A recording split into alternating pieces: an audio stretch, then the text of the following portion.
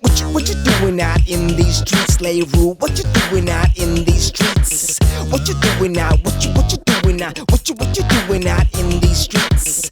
What you doing out in these streets, slave rule? We in these streets. Yeah, David. It's been a while, David. Yo, way too long. It's been a while. Yes, we are recording sound. Yeah. Welcome back to these streets, David. Welcome back. Thank you. The prodigal son has returned. Speech. Back to from popular demand. Yeah, man. Yes, I think you need to start paying me, bro. This is like what's this like the fourth time I've been here. No, look, it's been a while. When was the last podcast we had? Sure. Like last year, August. Was it August? I don't know, but it was a while back. Sure. Yeah, but anyway. It's possible. Yeah, it's been a while, and yeah, look, it's always fun being here, having a podcast, talking about a cuck. I'm glad you have fun. Once again, don't take anything serious. Don't take it personal. Don't take it personal. Don't take it serious. Don't Ons take praat net 'n bietjie kak. Does your wife watch your episodes? She has, yes. I don't think she watches the whole thing because it's usually like 3 hours long Yeah. or 2.5 or whatever. But no, she watches it. And what does she say? Does she say like, don't say that, David. Don't say that. No, my wife knows me. Yeah, I speak my mind. Really. It's just who I am. I mean, my opinion is my opinion. As everyone has their opinions. I mean, why should you hide it? Yeah. At least we don't have load shedding today. Yes, It's one thing I was worried about. Yeah, this fucking Eskom. But you know what? I think there's a conspiracy here. Oh, you're sorry. Fuck. Anyway, there's a conspiracy here. Here it comes. Because it's now Let me get the popcorn. every time we as South Africans say no to the government, then they cop us with this fucking load shedding. Oh, for sure. Check I've with the seen that Eskom trend. increase. Oh, When they wanted the yes. increase, NERSA or whoever declined it and gave them a lesser increase. Yes, bro, the next day or the next week. Some Fucking load shedding. Load sheddings. And stage Nah. 6. Nee, and then it was now with a VAT increase. They wanted to increase the VAT with 2%. We said, no, fuck you, go back to the drawing boards, bro. And again, load shedding. Ek meen, he's something fishy, There's bro. This something needs to be fishy. investigated. Waar's die Hawks? Absolutely. Yeah. Oh, where's Elon can send his Doge Nee. people to do audit here. Yeah, Where's all please this do. money going? No, it is, man. And you know, I was thinking exactly what I've been telling you now, and then I actually was watching a couple of TikToks, and it actually just popped onto my page, and people were saying the exact same thing, and it's like, is it really a coincidence? It's And always like that. yeah, is it a coincidence? And then this Minister of Electricity, whatever, this job that was created for him again, he comes up and says, yeah, no. It's really something that went wrong. It's not because of other stuff and this and that and that. And yeah, Can he prove it? Like, Can he show us invoices? kakparate. Can he show us exactly. Why? What? like, Where? photos of the breakdowns or get like an engineer to do an assessment and break it down for us? And you know the best thing of all is this G20 summit thing started now yeah. in the week. I think on Monday. Because I was actually at work on Monday and I saw a mood of a lot of police walking around all over the place. And I'm like, fuck, I never see police here in town. What's happening? And in the afternoon, I was riding home on my bike past the CTICC, and then I saw a mood of a lot of police cars and whatever. And then I saw the sign up says G20 Summit, whatever. Then I realized, fuck, okay, this is why the police are here. Yeah. And anyway, but the point is, why are they not all over the place when these politicians from other countries aren't here? No. It's only now that the politicians are here that the police are full of blue. They're walking all over the place. They're not sitting in their fucking cars and shit like that. But when just to show face, man. But as soon as these guys leave, next week again, there'll be fuck all police. You won't see them again. Exactly. Ever. Exactly. And it's fucking amazing. And the same thing with the load shedding. They stopped the load shedding now in the week. And I'm pretty sure it's because of the G20 summit. Hulle wil nou mos gesig koop hierso. Show everyone, now it's going great in South Africa. We've got electricity, we've got lots of cops, we're so safe. Laat hulle net fokke huis toe gaan. Ek kak ons almal weer. And it's funny how they can keep it on for, let's say it's for this period, right? And then all of a sudden when they're gone, so how are they keeping it on then if there's so much load? Exactly. If our equipment is under so much pressure, how? And then I was listening to some guys, I don't even know who this guy was, but anyway, because apparently we can't borrow from other countries anymore because we've over borrowed already. Aww. And this is why they want to increase the VAT, because they say they're not going to have enough money to run the country. And then this one guy came up and said, no, but you know, South Africa's got one of the richest pension funds in the world, and isn't that we should borrow from the pension funds. Whoa. I'm like, wie? Yo. As jy mal, with these fucking people stealing all this money. Hey, when? Where? What? Are you crazy? Leave everyone's pensions just as it is, thank you.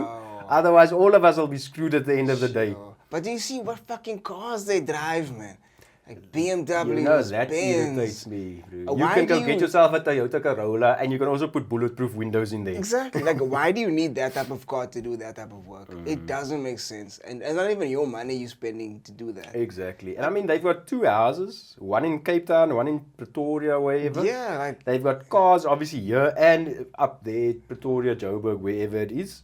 And look, I don't know how true it is, but I've heard that they don't pay for anything, dude. They don't pay for food, they don't pay for electricity, they don't pay the for... same thing. I mean, my thing is you're getting a salary. So what are you doing with your salary? Exactly. I get a If you're salary. not paying for anything. I pay my bills, my electricity, my bond, my whatever.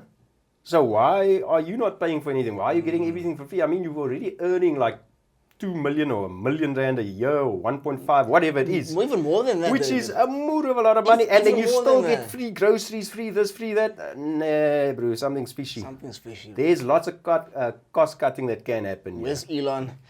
Yeah, Elon. I just want somebody to audit everything to see exactly where this budget, all this money is going that they say we need, and then Treasury has to allocate. I want to see if it's actually going to these places, and I want to see the money trail, the paper trail. I want to see, because that we never see what's happening. No, never. Never. But you're always hearing about projects that started, which they've paid billions of rands for, or hundreds of millions, and then it's just an open field. Yeah, it's and Nothing's or it's happened just there. some small structure. that they Exactly. put It's like, together. Or okay, even so- unfinished. Yeah, there's well, I can't remember where it is, but I saw that as well now, past month or so. It was like a sports field that they had to build somewhere. I think it was in like a rural area. They also charged like 55 million rand or something for this thing. And I think Carte Blanche still covered this thing like last year as well. And they actually went to this place and it's such a mess. It's a fuck up, bro. For the money they spent on it. The guys say it's not even worth 2 million rand. Where's the rest of the money? And you know, these things just get quiet. They just quiet down about these things. It's just, someone will raise it and there'll be a bit of a fight about it for like a month, And a then- week, whatever, and then it just disappears. It disappears. It's a new story. And a it's new like, story. yeah. okay, great, new story, but what about the previous one? And nobody's held accountable. Nobody's been charged with a crime for. No, I and don't that's understand. millions and millions. Look, man, if I have to lose 100 rand at work, I'm gonna get fired.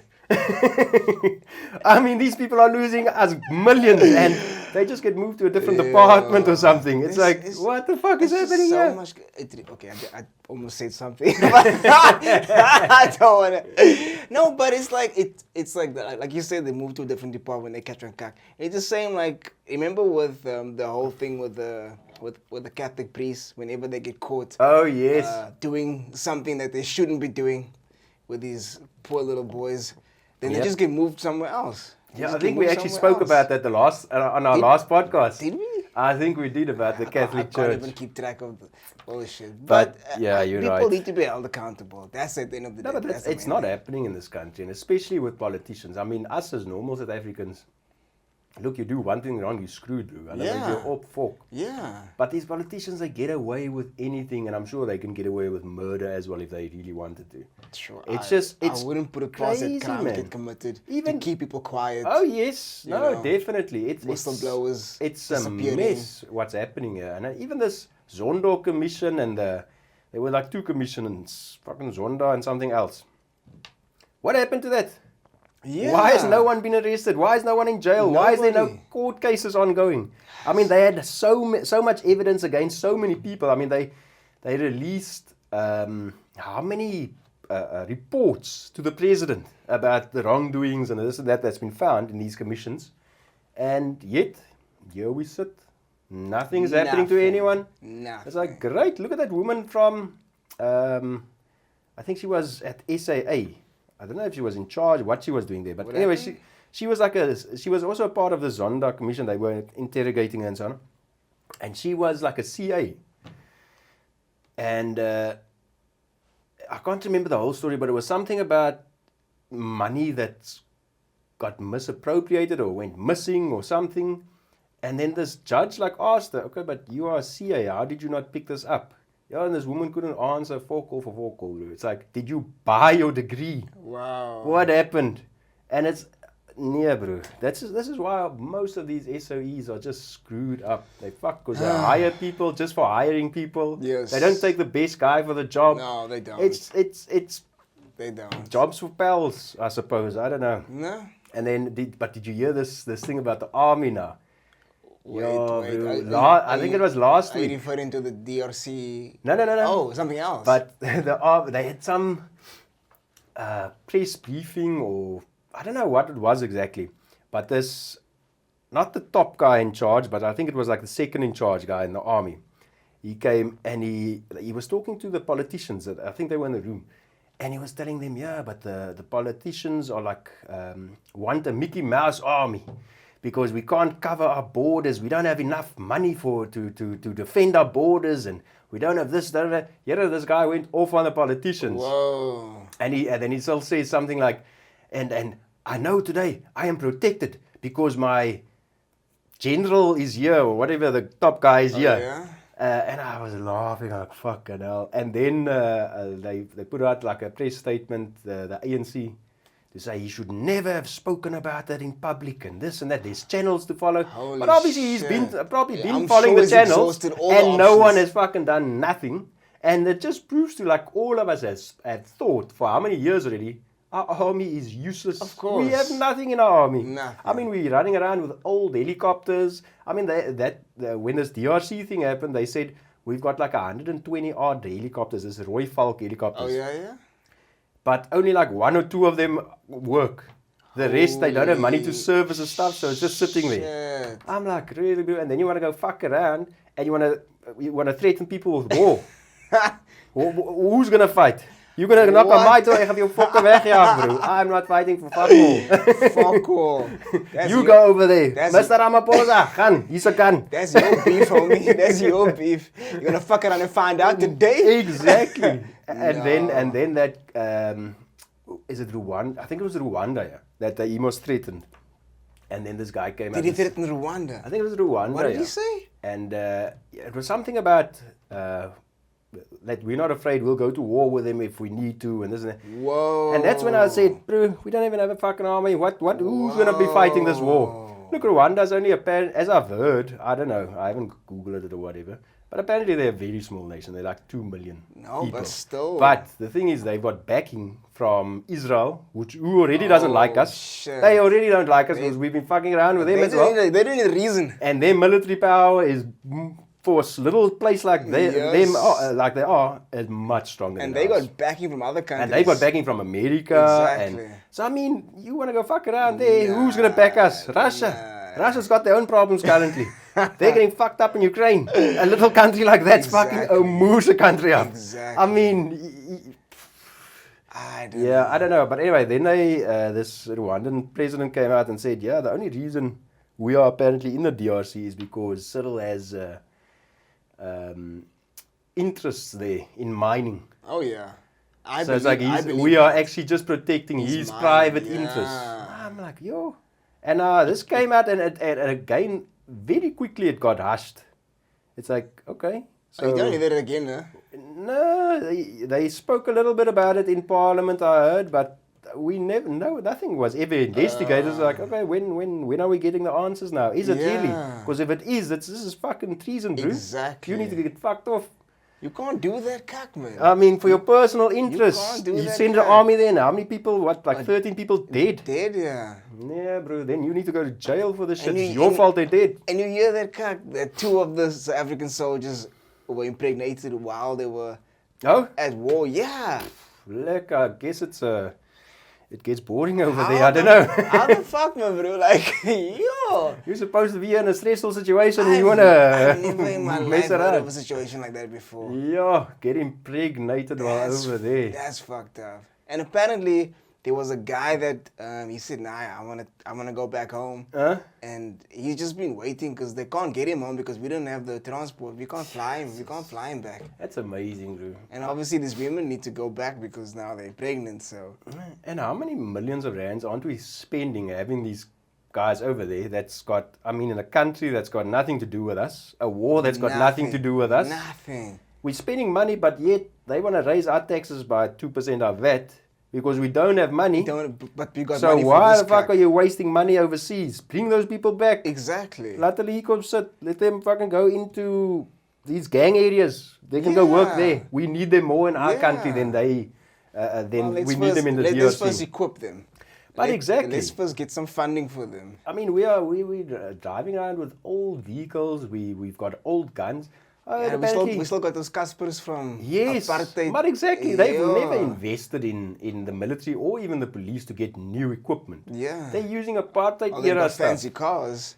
The government officials, yes. Yeah. no, like the traffic officers. Oh, as well. oh yes, I saw. Yeah. Yes, like the flying squad as well. They've got these lacquer cars, and then, but this, I must say, the Cape Town, city of Cape Town guys, what law enforcement. Oh, yeah. I don't like those Toyota Corollas I drive, bro. That's yeah, the thing. I like Toyota I was, Corollas, I, mooi, was, bro. I was thinking of those ones when I said the fancy I know cars. I like those cars. Nice. Yes. Those are nice. And How you know- much are those going for? I have no idea. I've What never are looked those? into What it. are those called? Toyota Corolla. But I mean, it's a nice looking car. The older Toyota Corollas were never that nice. But these ones, yeah. Like, is it like a special model or something? I don't know, the newest one. What's this? That one, yeah. This is the one. Let's see. Let's go. Shh. Hey, this Daar gaat hy. mouse. Oh, it's stuck. Where is this mouse? Hey, left hand corner. Oh, it's probably sleeping now. Nou, volkom maak. But I wonder, man. I wonder who gets this tender. Here we go. I wonder who gets this tender to say. I don't know, man. There must be someone, because everything has to go through a tender process. Has to. So, I mean, Yeah, yeah. this is the car, right? Yes. This is the car. It looks nice, man. I like the lights. Yes, the front of it, like, even the back looks nice. Look at that. Like, come. Why are you showing me the parts? I want to know. how No, much what the is this? car costs. Like, what are you doing? Let's go here. I'm really interested to see how much, because obviously, like, let's say this is the price. Okay, this is the second $429. hand. This is the second hand one for 500K, right? 2024 model. Yo. So- 1800. Okay. If I get a tender to, let's say, to get these cars for the police, then I'm obviously gonna upsell it. I'm gonna say it's Oh, yes. 700,000. And you know these idiots in charge by us, they'll still take it. Fuck yeah. Sure, I don't know, bro. Yeah, I don't know. Look, but those things look very nice. They do. Very comfortable. Exactly. Very comfortable. No, I like them, but it's a bit pricey for me, bro. You know, I'm not paying $500,000 for a car. For a Toyota, bro. I want a Toyota. If it was a Hilux, maybe. Yeah, give me like a V6. Give me like a proper give me thing. a proper 4x4 or something. Don't give me a sedan. Yeah, but I tell you what, those Toyota Hiluxes are also very nice. Oh, Those those things are are nice nice. cars. Toyota Hilux, what other Toyotas are there? That's Oh, the Toyota the Fortuner. Fortuner is also nice, and the Land Cruiser. Yes. That thing, the new Land Yes, the Cruisers are Prados. lekker. bro. Yo. But I think that thing's over $1 million. Easily. A Land Cruiser, and that thing is nice. Yo, Easily. that's like top of the Easily. range. There's this guy at the gym. He's got like this old 1999. Let me show you what it looks like if I can pick up here. He's got this 1999 Land Cruiser. Let's see. It looks solid, man. It's like a solid, fun vehicle to drive. But, nah, no, it's not. Is it this? It isn't this one. I know he told me it's a 1999 model. Is it that one with a bucky at the back? No. Oh, is it also like It's like a a SUV. SUV, okay. I don't know. Okay. It's not matching. I don't know. Is it? But anyway, it's like this guy. You know, he's immigrating to Germany. You know how much this guy wants for 1999 Huh? Land Cruiser? Yeah? He says he wants nothing less than 180,000 for it. What? 1999? I had to laugh. Is jy man. fucking mal? I had to laugh, bro. How many cases does this thing have on? Like 500,000? I think 300 and something. Nee, bro. Yeah. I'm sorry. Jy I is mal. had to laugh, bro. I mean, that thing didn't even cost that much when he bought it in 1999. He probably paid like 100 grand for this thing. Well, whoever bought it Guy's new. delusional, bro. Like, No, he's trying to make Yeah. money. yeah. Well, I mean, if he's going overseas, rand's a cuck, so I mean, he Of- needs to of make course some he extra needs to make bucks. some money. I was like, this guy's delusional as fuck, bro. Yeah, nee, But I kyk. think Toyota does hold his value quite well. Look, Toyota has gotten very good engines. They do. They don't break up. That's the thing, man. It's reliable, and Yeah. that's why I'll also buy a Toyota. I mean, The parts are interchangeable, they say. is it? I don't know. That's what they say. So They say, who's they? You know, they. Name and shame. Yeah, no, look, I don't know, Yeah. but I mean, it's just it's in my opinion, it's nice cars. They look nice, and I mean, it's quality. You're not gonna suckle Yeah. with the thing. But now I've heard a lot of complaints with the Ford Rangers. Yes, apparently they is the gearbox or something cucks quite easily. Really? There was my friend actually told me about this, but this is now like a year or two So ago. they're not built to last. No, apparently not. Look, I suppose most of them will probably last, but I mean, there's Yeah. some of them don't. Is the auto gearbox or the manual? I'm not really sure, man. But there was a Ford Ranger that they had in Australia. I think I can't remember the story exactly, but it was like an 8-gear Ranger. Fuck, 8 gears. 8 gears, bro. And brand new, they were testing it out there, and Do the you even gearbox cut. Really? Gearbox How do you cut. even go through all those gears, man, bro? Exactly. Why so many? Yo. Yes, bro. When am I ever gonna get there unless I'm driving a Sheesh. long road, bro, on the Yeah. N1 to fucking wherever, Durban, or whatever. America. I mean, in town, you're never gonna get to 6th gear even. Never. So Sure. yeah, no, but It's like a truck.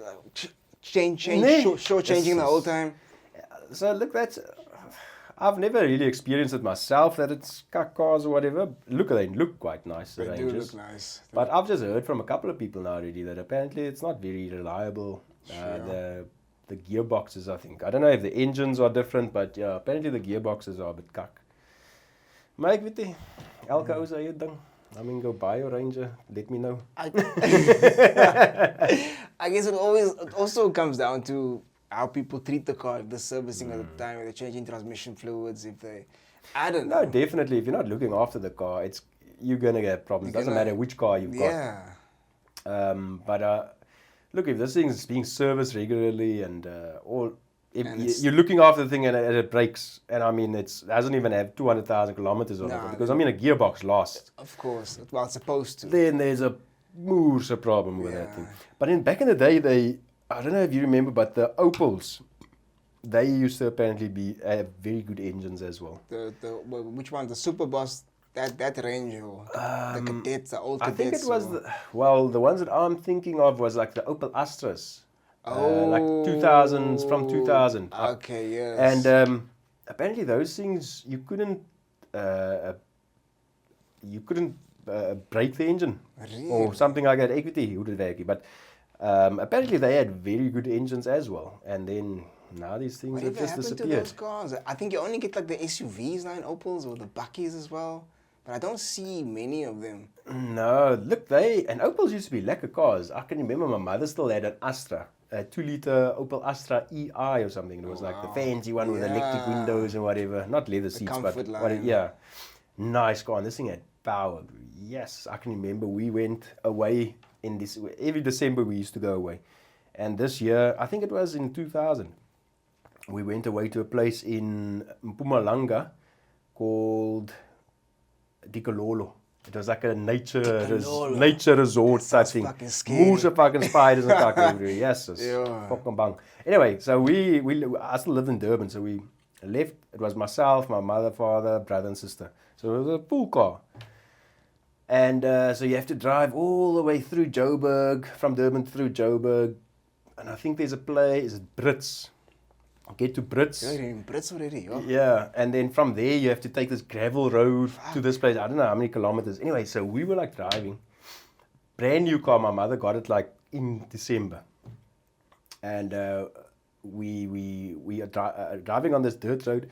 And then there's this bucky, man, like a Nissan bucky, like an old Nissan bucky, the small ones. Oh, the hard I know you're talking about those hard bodies. Or isn't it a hard body? What is it called? No, it's not a hard body, But but it's it's like a old tiny small bucky. ones. Yeah. Yeah. I mean, you sit there, That your shit fucking go knees through right here by bars, your that shit- ears. Yeah. As a car that you hear it. But anyway, so then on this gravel road, this bucky was in front of us.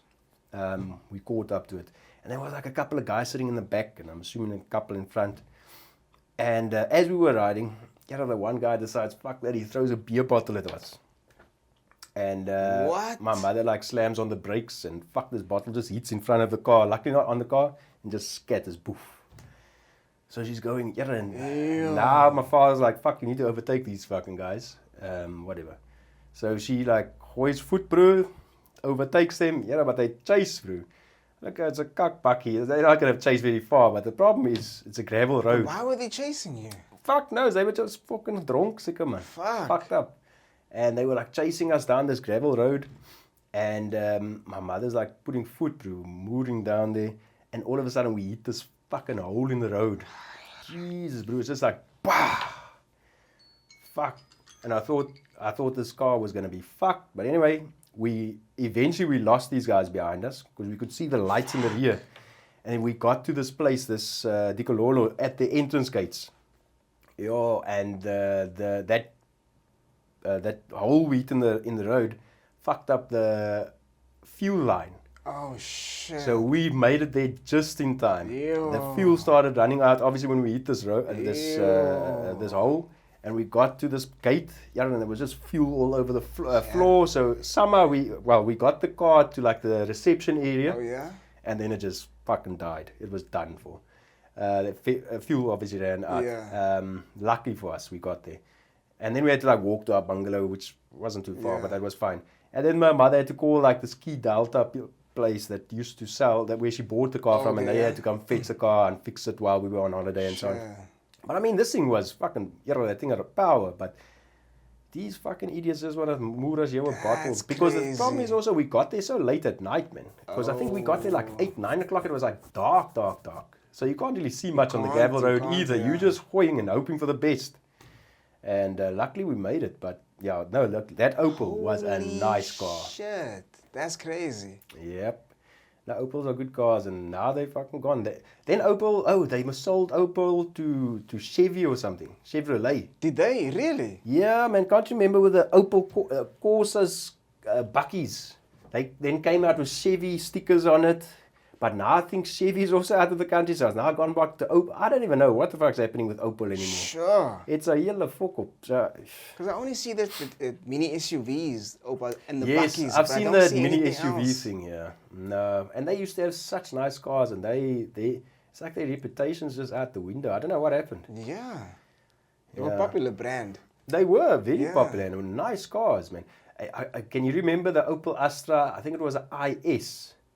Yes. All the youngsters wanted this car. It was like the turbo And version. the Estate, the hatchback one. Yes. Sure. No, they want these youngsters used to have that was a 1800 or 2-liter turbo. The IS. This thing was fast. Donor. They used to make nice But you don't see a lot of them on the road anymore. I think I think the engines are all packed up. I don't even see you don't even see like old school. No, you don't. You don't see them. But I'll tell you, those super bosses back in the day, those things were fucking. And they were limited edition, eh? Yeah, With a digital dash. Yes, the digital dash. Back then you didn't really have a digital dash. It was so rare. But that thing here was was it 2 liter, gif, bro. 2-liter turbo or something. You got I think the Baby Boss was a 1800 and the Super Boss was the 2-liter. Yeah. Sure. But that thing had power. That Ooh, thing- here. That thing was a great Daai ding find. ry jou fucking bang. Had a I don't know what he is of mine. It's my mother's uncle's kid. I don't know what he is. Anyway, this guy, he had a Super Boss with the digital clocks, and I can remember the one night I was still visiting here from Durban, man. So we went to go visit them, It was during December, and he like took me for a spin in this fucking car, bro. But I think he had like, I can't remember, but I think he had like a Moose sound system or something in there as well. Because when he pumped this fucking sound system, then the dashboard light would like somewhat dim. It was like pulling his battery dead, bro. That's got funny. And he took me It around. was almost 2 doors, no? Yes, it was a hatch. Yes. So he took me like around the block with this fucking thing. Yes, and when he puts his foot down, it was like, you sit fucking terug, bro. You feel that thing had so much power. Yeah, but this guy that I knew, he was heavy into his fast cars. He had a, what was it? Fuck, I can't remember, but like I think it was like a Sentra. A Nissan Sentra, but like an old shape, like a box shape. Yes, I know that one. My uncle had one. Yeah, but this thing, why the fuck he bought this car, I don't know. But this thing was like cut in half somewhere. I think it was in an accident. So when you open up the front door, then so you can't close the back door without opening up the front door or something like that, because it like almost overlapped. And then if you had it open and you checked in the middle, there was like a line there, like someone like welded it together. Yeah. I was like, who the fuck buys something like this? Just because it's not such a Moose fast car. But I mean, look at it. No. If you're going to try and go fast and this thing's going to fall apart. Sure. So, but he always had these fast cars that he bought. And but that one was the strangest one to me. I looked at this thing and was like, what the fuck? That's crazy. Who buys this? Yeah. I mean, you want speed? Great, get a bike. It'll be, I mean, don't buy a car that's fucked. Wow. This thing's been in a Moose Imagine accident. it was cut in two and you... Yeah, look, I'm assuming it was cut in two or something, but it must have been a Moose accident with this thing where, because you could see the weld in the middle of the car, and like I said, the front door and the rear door like overlaps. You can't close the one without opening the other one and cut like that. I wouldn't be able to. No, me either. Nah. But look, he was still lighty back then. I was still in school, so he was probably like 18, 20, whatever, and he was obviously just after the speed. Obviously.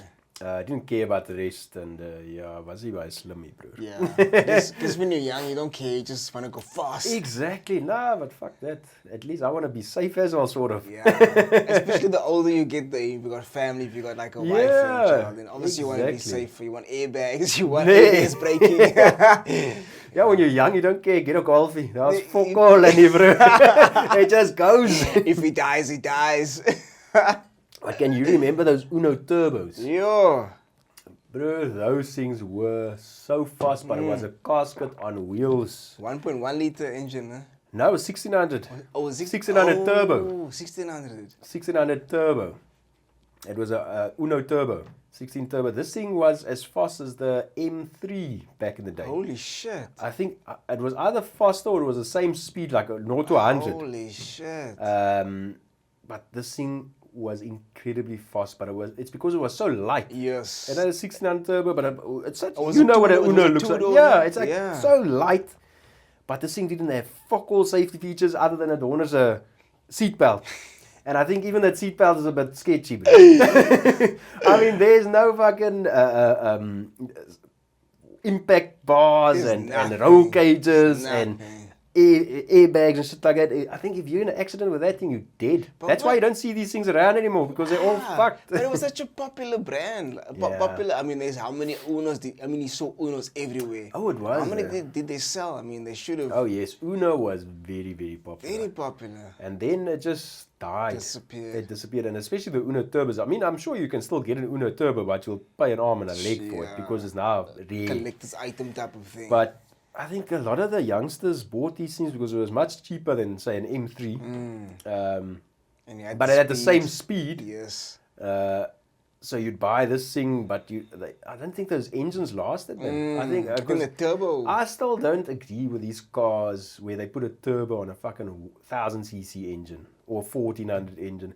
Oh, okay, I got it. Okay, To me, it feels a bit. Yeah, it's like you're making Overkill. that engine work much harder than it's supposed to. Exactly. I mean, a 2 liter, yes, or Yes, 1800 or or 3 whatever, liter but or- a fucking 1100 or Nah. 1400. I mean, that engine's look. I suppose But there's a lot of they these build these things to last that way, but I don't trust it. There's a lot of new cars coming out now, like the what is that car, man? The VW T-Cross.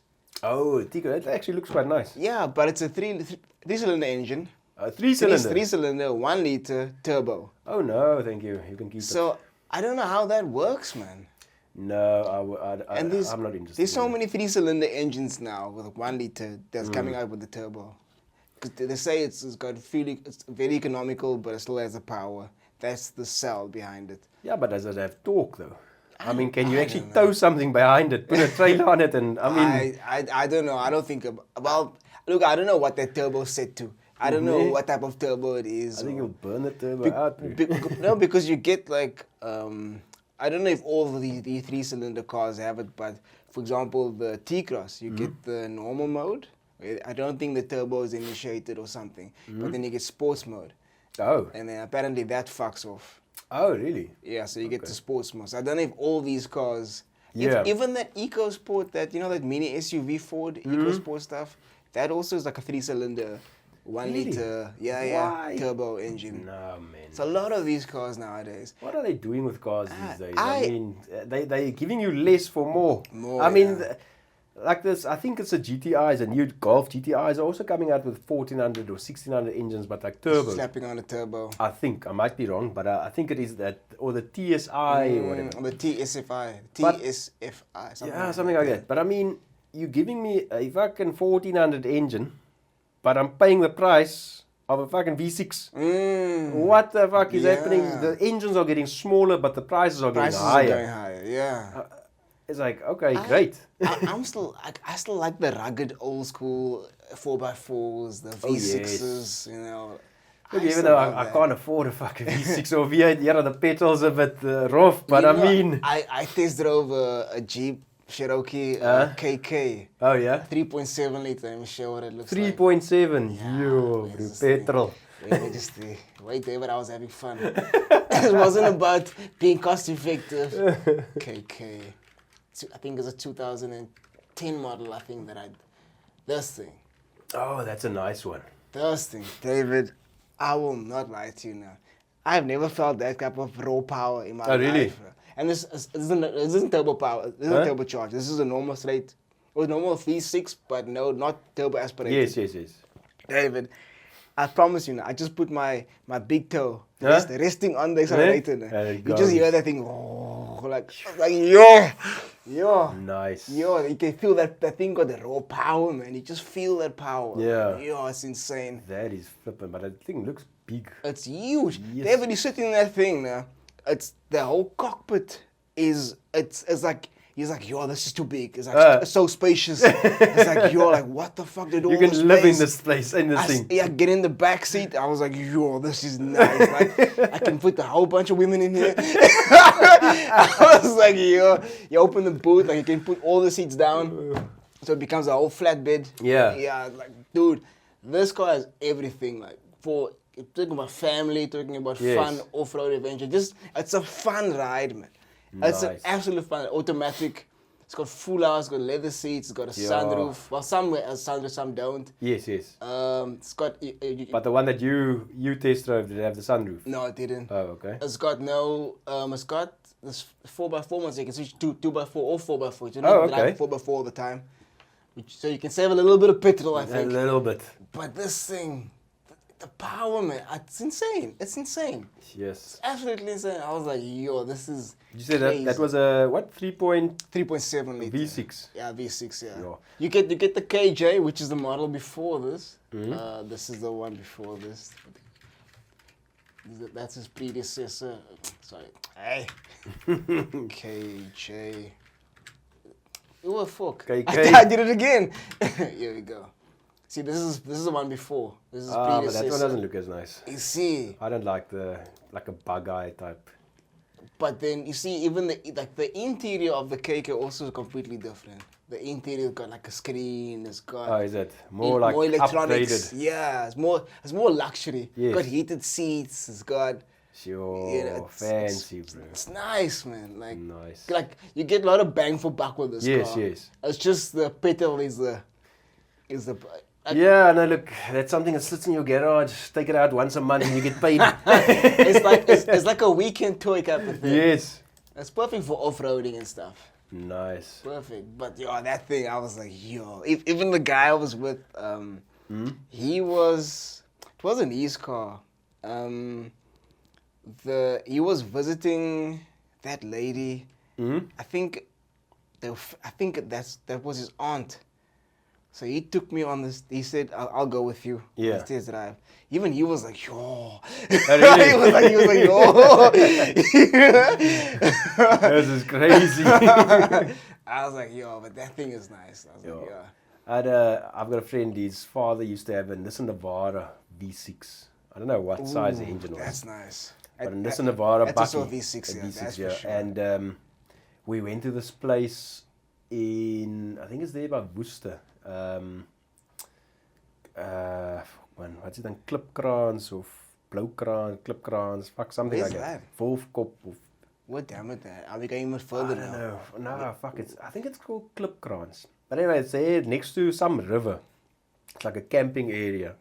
And then they've got like fucking 4x4 routes and moose and mountains and there's baboons in there. Holy shit. Anyway, and there's one day we all got into this Nissan Navara. I still sat at the fucking back in the Bucky part. And they've got like this sand dune there. Jesus, and this toppy fucking goes with this thing and he just puts foot. You know, and this thing's like limiting. Bop, bop, bop, bop, bop, bop. You know, it climbs this fucking thing.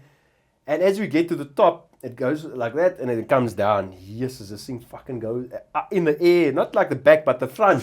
It's like the air. It's like, yeah. And it just falls down. I go, bah. Wow. And there you go again. I shat myself, dude. Wow. I'm like, fuck, this thing's gonna fall over. Yes, but this thing had so much power and the sound because this toppy he put fuck, what's this exhaust systems? Free flow, power flow. Power flow. Yeah. He put power flow exhaust systems on all his cars. Shit. He's Sounds like Navara. He's what else? He had a fuck. I can't remember the other cars, but he had a couple of cars. But anyway, power flow. So this thing sounded so lekker. And the thing like limits. Pop, pop, pop, pop. Moer. Wow. That was lekker. But then we went away to.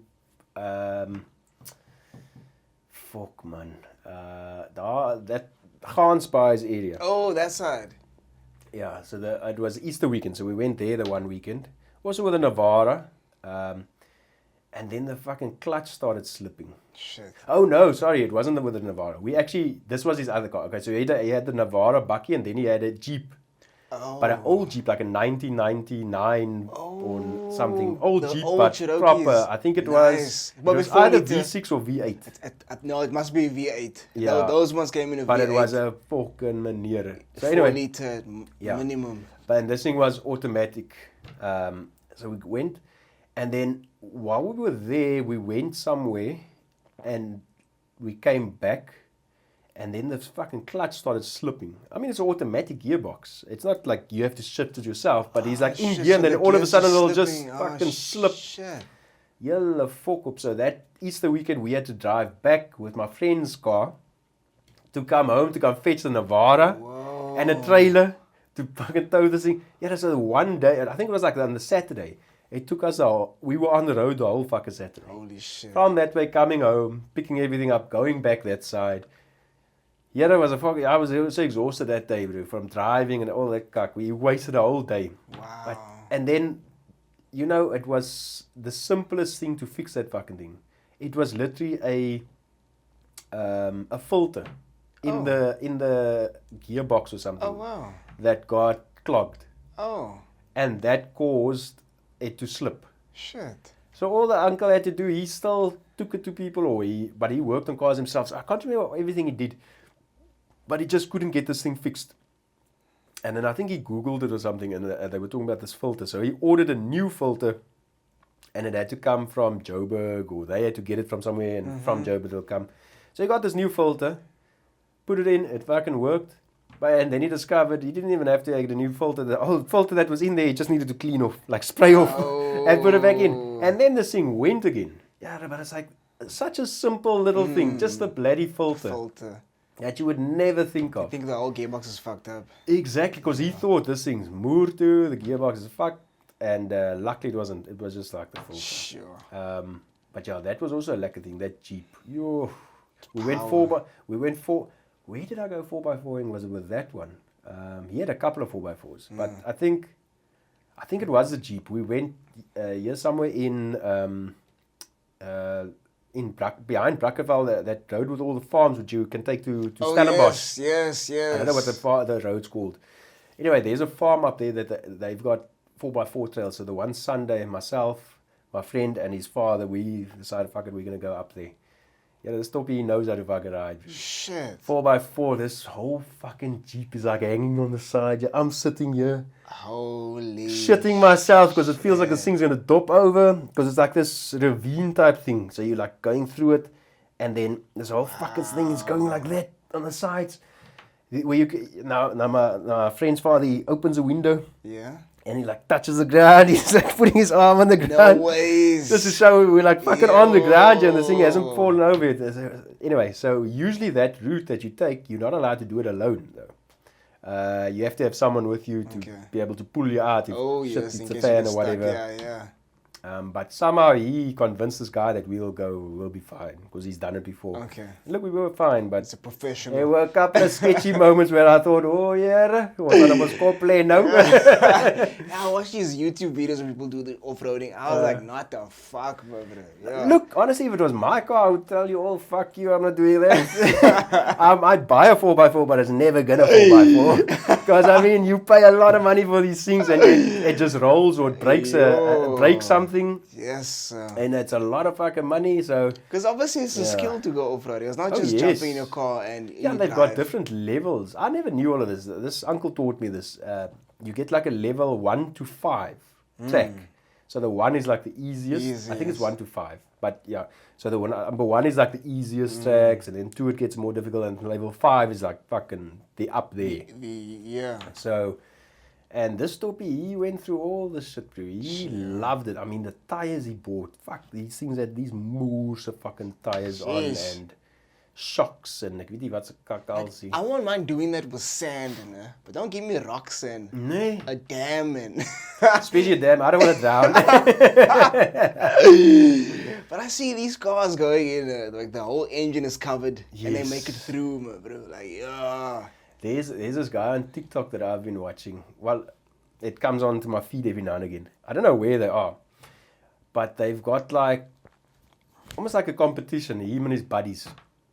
And the one guy's got like a Ford Ranger, other one got like a, whatever. They've got all their different cars, 4x4s. And then that's this mud hole that they try and go through to see who can get the furthest. Yo, there was a Land Cruiser, but the one that looked like a bakkie. That fucker went through this thing, no problem, bro. Really? Fucking, this guy just put foot. Look, he hits the mud and then he goes much slower, but he climbs and climbs and keeps going, and eventually he's out. These other bakkies, yeah, not the fuck, bro. They get like halfway and then they're stuck. Dead. These Yeah. Land Cruisers are beasts. Built to last, bro. But I check that sometimes when it comes on my feed, and it's actually very interesting. Once again, not something I do with my own car. Yeah, it's a bit... You know, I don't want to fuck up my car like that. Especially if you love the car. Exactly. And who doesn't love the car? Especially if you paid 500,000 rand for this thing. Like sand is okay. Sand, you know, won't really fuck up your car. Yeah. In terms of like damage with like as opposed to a Yeah, rock. no, look, you'll... water in the engine. Or Exactly, you some might just crap get and- stuck. So someone will just Yeah, pull someone you just out. pull you out. Like, yeah, but I don't know. I Yeah. don't know. And I don't know. I've been...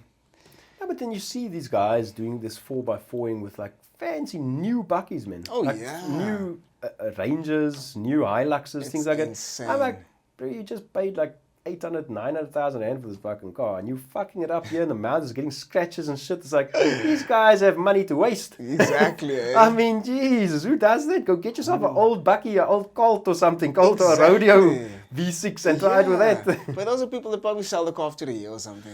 They don't care. Yeah, look, they're just spoiled. Way too much money.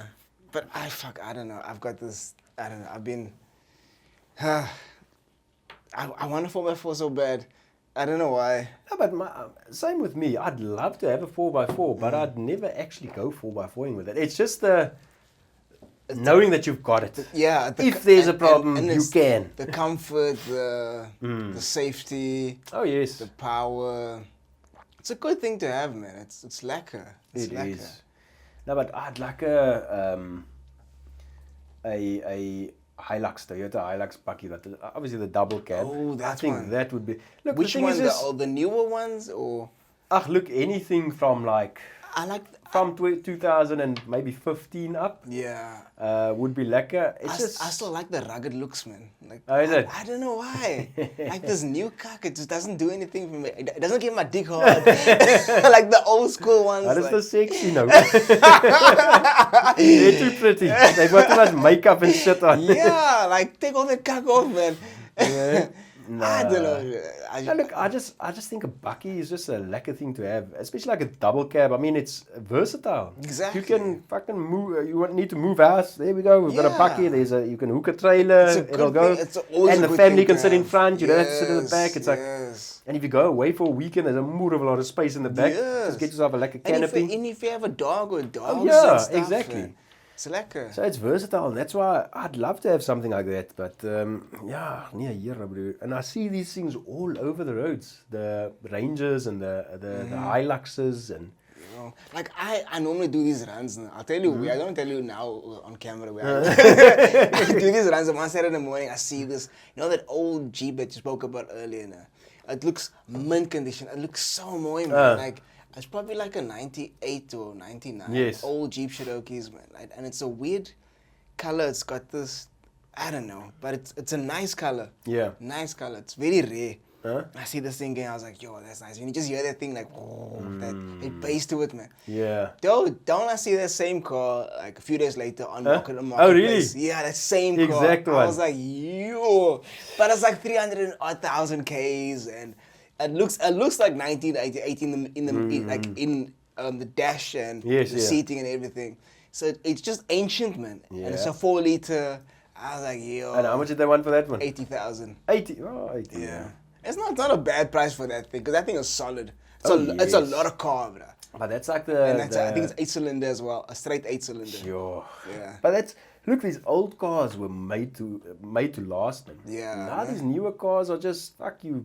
Ding it a little bit and it's fucked. Sure. And you can't even work on it. It's so closed and it's Exactly. so many How do you electronics. get and, in it? You know, you need have to special. lift the whole fucking engine out just to change the light bulb. Yeah, you have to get the special tools that only the Asians have. And Oh yeah, Yeah. that irritates the shit out it's of me. annoying. They don't want you to be able to work on your own car. I mean, Exactly. I've paid a fuck ton of money for this thing, but you don't want me to fix anything on it. Yeah, but that's how they make money off the maintenance. They don't make the money They off do, the yes. sales much. But that's what I also say, that back in the day, the cars were made to last. Now it's not made to last. It's not.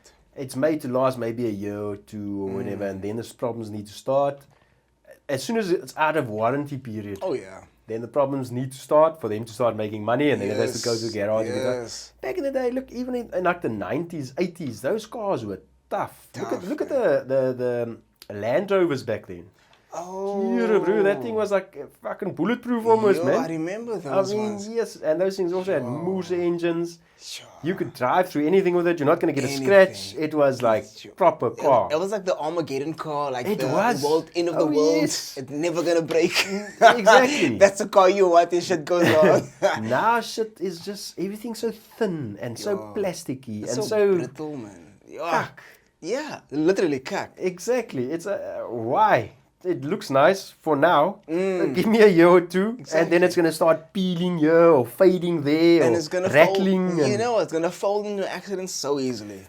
that's it. Now they So talk about easy. it's the crumple zone or whatever. It absorbs the impact. Cack, man. Fuck impact, bro. Cack. I've That's why seen- there's a seatbelt and a safety what's a fucking airbag. Airbag, yeah. I mean, crumple zone is gonna crumble me inside it.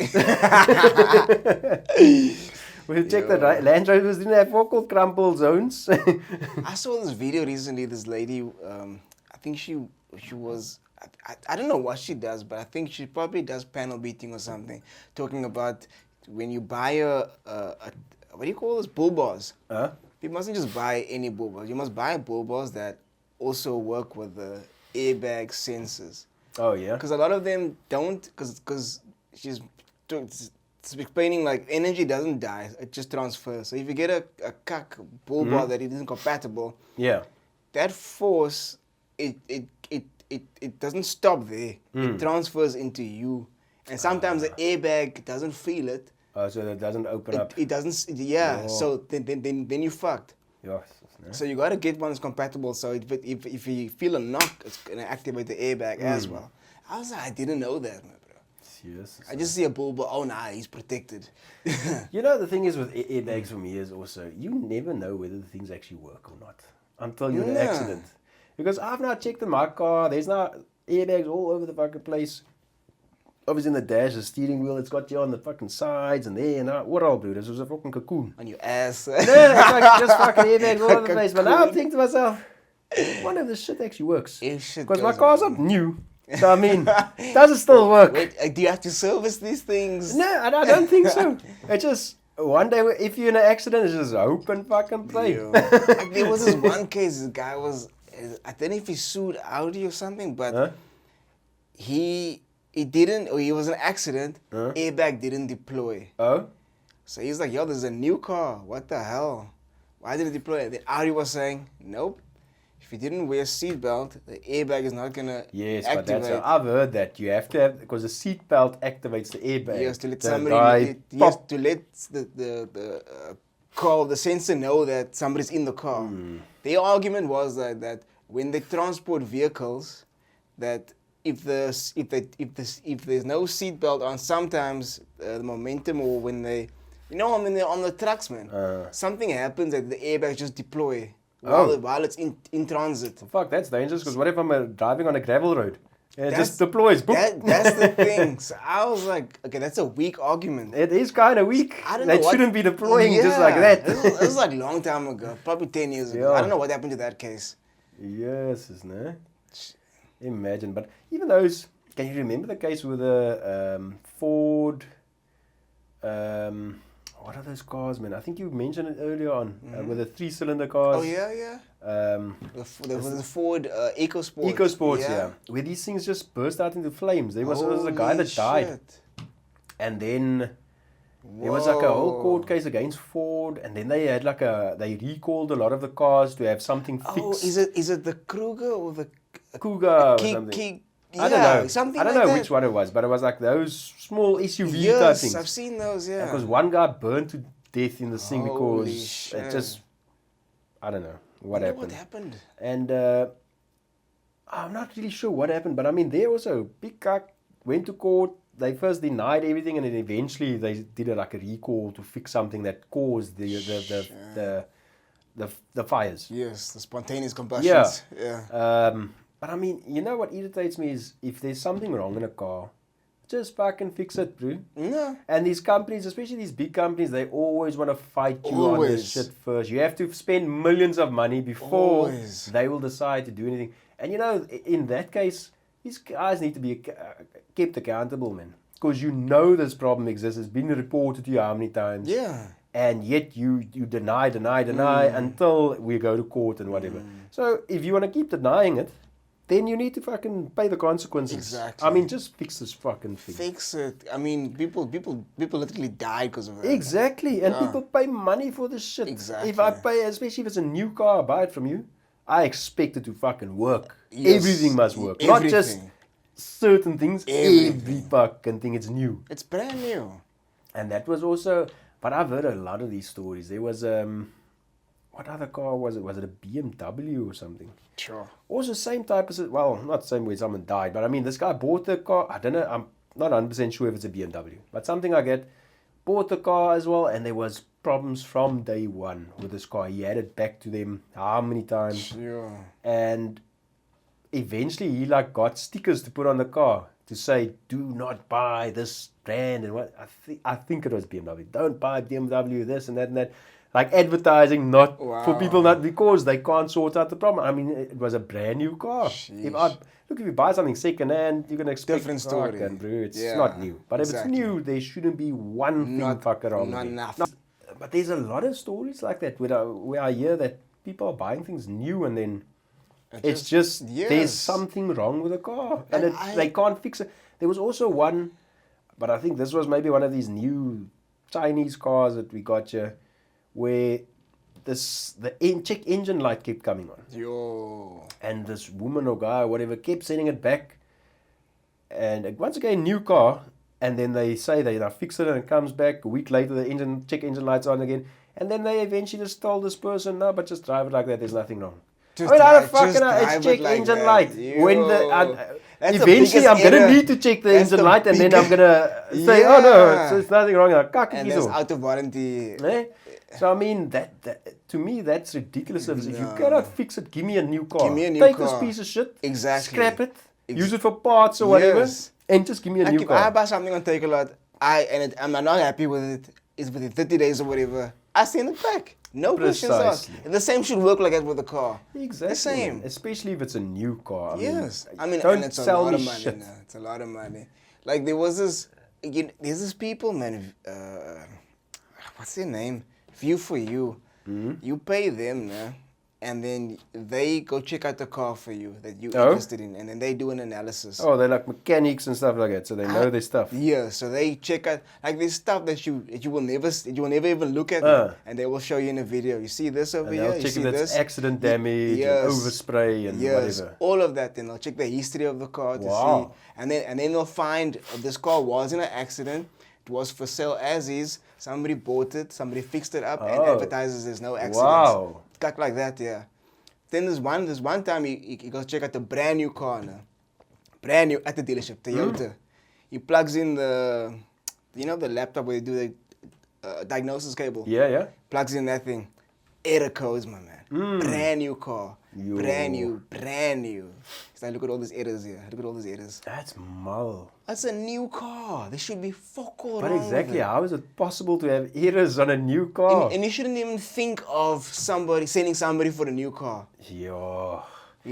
You shouldn't even But have that. that's exactly it. If it's a new car, who would not think, no, I'm gonna send someone to go look at it, the mechanic or what? Why? It's new. Exactly. It's new. And it's supposed to be like if it's from the dealership, you're supposed to trust the dealership, right? But you know, there's the AA, where you get your roadworthies. Oh, yes. Is it AA? I think Whatever it's- these I think- roadworthy yes, places. The anyway. centers, yeah. They've got also a thing where you take your car or whatever, if you want to know, buy a car of Gumtree or Facebook or whatever. Then you can send it there. You obviously pay a fee. It's like 1,000. I think it used to be 1,400 rand or 1,500 rand. And then they keep the car there for the whole day. They test drive it. They check it, everything. And then they give you this Moose report. I think it's like 8 pages long. Then same thing as you were mentioning. Then they tell you, look, whether there's accident damage, the condition of the brakes, the condition of the shocks, the condition of the car all over, all around the engine. But they do a thorough check on this thing, and obviously check if it's been in an accident on their records and shit like that. But I mean, if you're not looking for a second-hand car, how many times are you going to be willing to pay 1,500 rand For each. Because now obviously this guy that you're buying it from isn't going to do it. He's not going to do it. He's not going So to. you're going to have to tell him, okay, look, I'm going to pay 1,500 rand for this thing. Take it there, and so I can see the report first, and then I'll tell you. Now you get a report back, and you're not happy with something. Fuck it, I need to look for a new car. Go to the new car, same thing. Same How thing. many times Same until you get a thing. car that's actually Yes, worth it? So yes. it's and I tell you what, this whole roadworthy thing is also a scam. That's a major Because scam. it's a money-making business. Look, I agree with the whole roadworthy thing. You need to be roadworthy, your car.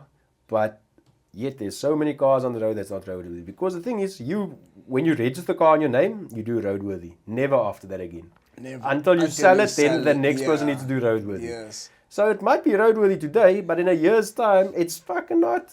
And not only that, I've bought cars before when I was a youngster, lately, where I got screwed over, get roadworthy certificate and everything, and this car is fucked, bro. It has moved to. I mean, I had a Golf, an old Golf, this red one, fucked up 1991 model Golf, yeah. whatever. Bought this from one guy there in Paradise, Kalamnai. And that back then, I mean, I didn't know much. It was just like, fuck it, I want a car, I want a Golf. Yeah. And this guy gave me roadworthy certificate, everything. But this car was so fucked, the brakes didn't work. Yo. I had to put my foot almost through the fucking floor to break. So the I think it was a master cylinder where was fucked. Holy shit. The battery didn't fucking work. Yo. I mean it had what do they call it? Fuck, I can't remember what they call it, but it was still a carburetor, but the oil, it was spitting out oil into the air filter. Shit. Yeah, there was a lot of money. lots of shit wrong with this car. damage, yeah. But yet, he got a roadworthy. So that's what I'm saying, the roadworthy thing is so corrupt. You can pay fucking anyone for a roadworthy certificate these days. I think the decorator is also corrupt. I think any process where there's a human involved, Oh yes. the person can be bought. But that is exactly it.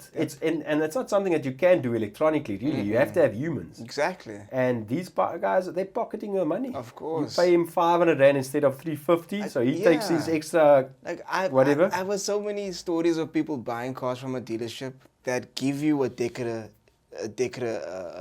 diagnosis. Certification or Yeah, whatever, yeah. everything.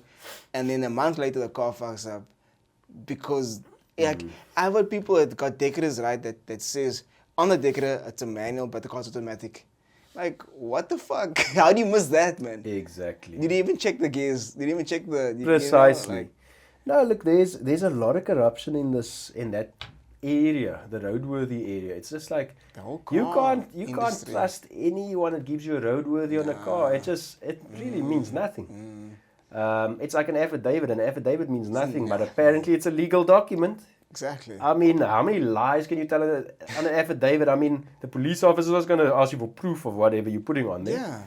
That's also, to me, affidavit. What the fuck are we doing? With an affidavit. Swear. We've got so many lies in this country. How are you accepting anything this guy's saying on this affidavit? So, nee, that's a fuck up alles. Man. Everything's just a mess. But well, that's the way it is. That's the way it goes. It's life. That's why they say never trust a used car salesman. Yo, I've got a friend that's a used car salesman. Well, fuck. And this guy he's so glad met sy back, bro.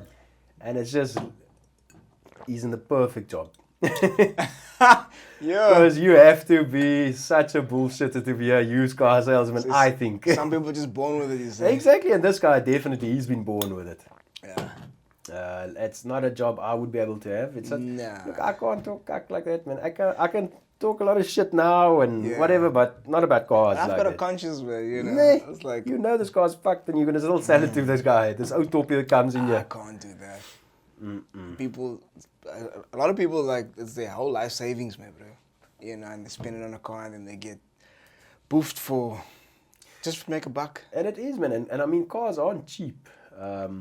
I've been caught out, well, a couple of times, unfortunately. But I had an Alfa Romeo 147. Oh, those the are popular hatchback models. T-Spark. Yes, The yes. T-Spark. 2-liter T-Spark. Lekker car. Nice. Full leather interior, Nice. climate control, alles. Anyway, I bought this by a guy. Then table view. Was a lekker skelm door, Got the scallums here. Yes, bro. I just know how to find them. And I bought this car, drove it home, whatever, went to Roadworthy. They first wanted to give me cuck at the Roadworthy Centre. I went to the Durbanville Traffic Department, Roadworthy. Oh, yeah? They said, no, but this car's not regulation height. Oh, What? what do you mean it's not fucking regular? It's, what? Yeah. Because the guy asked me, has the car been dropped? I said, no, it's not been fucking dropped. This is just how it is. Yeah. Like my car as well, the car I've got now, it's low. It's a just low low, car. It's just, yeah. that's how it comes out. Yes. Anyway, now he wants me to go to to Alpha to go get a letter to say this is. So I mean, hey, fuck you, man. So I went to like a Decra or Yes. whatever place, AA, and got it there. But then I wanted to put this car on my. Letter from Alpha, man. Nee. Like, as jy fucking mal, bro. Never heard that before. And then I don't know if this guy just wanted me to bribe him or something. I don't know. But I just can fuck you. You're gonna. That's Wanted a coke in no. a garage Nee. buy. So I tried to go put this car in my name, and then the licensing department told me, no, but you can't. This car is still financed. I'm like, what the fuck? So I try and get a hold of this guy. I'm like, what the fuck is happening here, bro? They're telling me I can't put this thing in my name. You owe like 50,000 rand on this thing. Yo. Yeah, a long story. This guy, no, he's not going through a divorce with his wife, and he and I, and 18 over geld, and I'm like, but I fucking paid you the money, why didn't you Just pay the fucking car? Yeah, pay the bank. No, but he was struggling. I don't give a fuck what you were doing. Yo. Yeah, bro, so eventually I like called around to find out where this account is, because I want to tell them, fucking Yes. screw this guy up. Yeah. And then I found it, I think MFC, who's that, Nedbank? I don't know. MFC.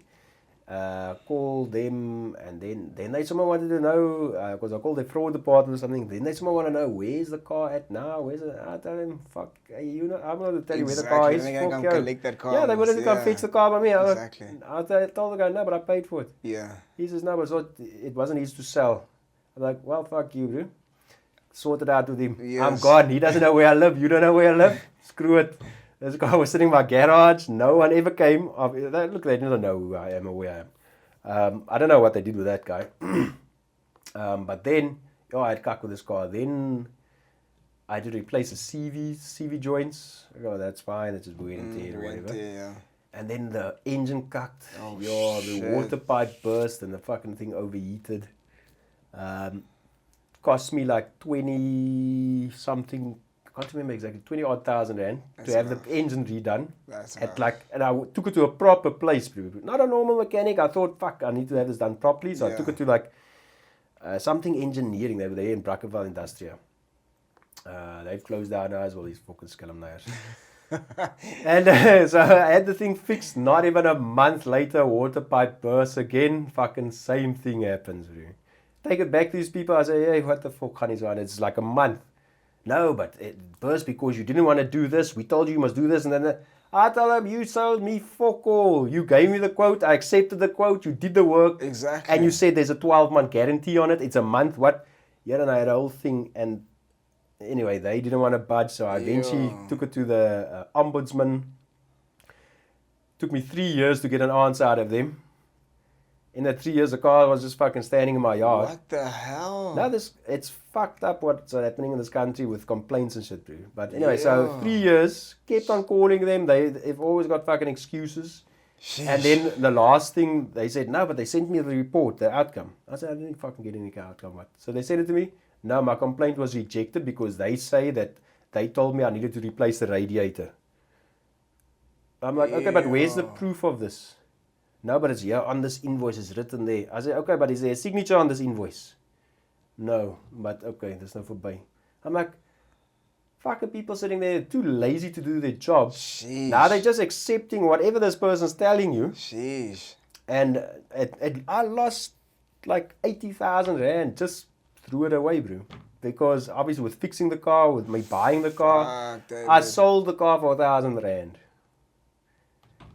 1,000 rand. No ways.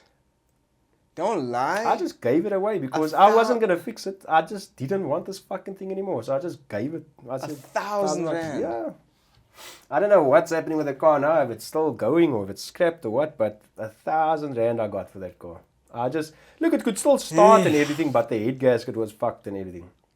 And then, yeah, like I said, I just eventually was so gutful because it was standing in my backyard, just standing there and for like years.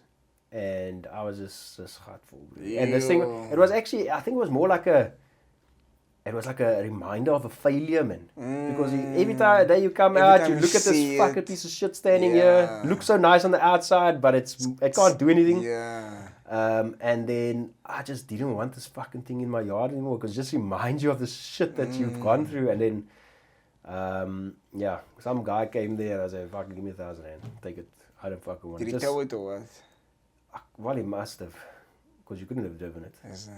Well, you could start it and ride it, but the head gasket was fucked, so he would fuck up the engine. But I mean, he probably towed it. I can't really remember. I was just fucking relieved to get rid of this fucking thing. Maar ja, ek was ook al gevang vir 'n popbroer. What car did you get after that? After that, then I had another Golf. That was alright, the Golf. And then I got rid of the Golf and got myself a Mazda 3. Because now got a kid, so I needed more space and so on. And I'm still driving that Mazda 3, bro. That Mazda 3 is a canny dood. And I mean, it's got everything in it. It's got air, it's a 2-liter, so it's got lots of power. It's got aircon, power steering, electric windows, fucking alles wat malles. Yeah, all you need. So I mean, I'm not a flashy guy. I don't need new and fancy cars. I just want something to get me from A to B safely and not be reliable. Well, and my car is reliable. Well, you do have a bike, David. Well, the car's my wife. I ride the bike. Yeah, no, okay. Oh yeah, then I bought the bike. But the bike is bikes. That's lekker, bro. I love riding my bike. It's just in the mornings when it's cold, it's not so lekker. In the winter, it's not so lekker.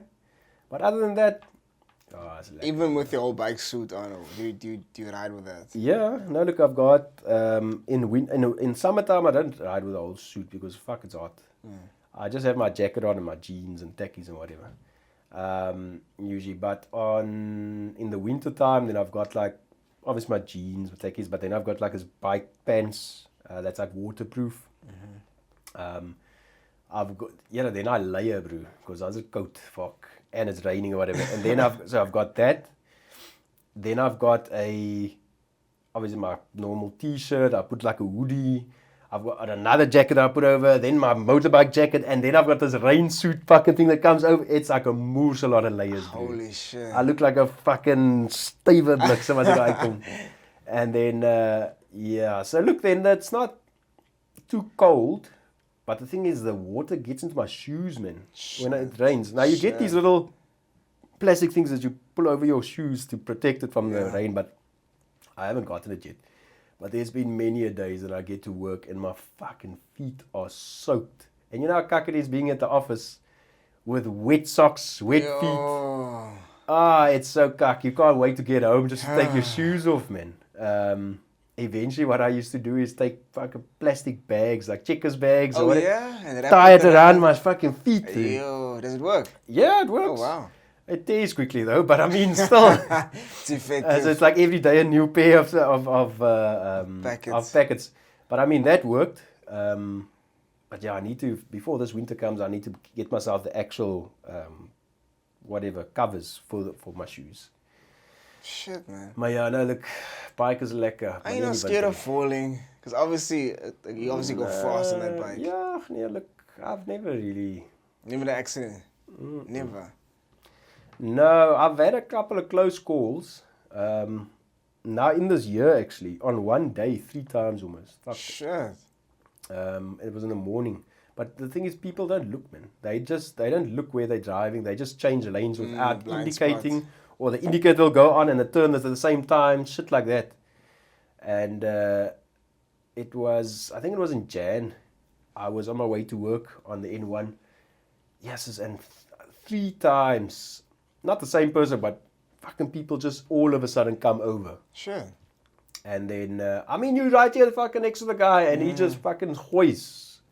Whether he puts his indicator light on or not, but it's if they put the indicator light on, it's not like you're supposed to put it on, check weer, sulke goed. Or you must first check, then put it on, and then check again and so on. It's just, you put it on and hoist all the tijd. It's like, what the fuck is the indicator for?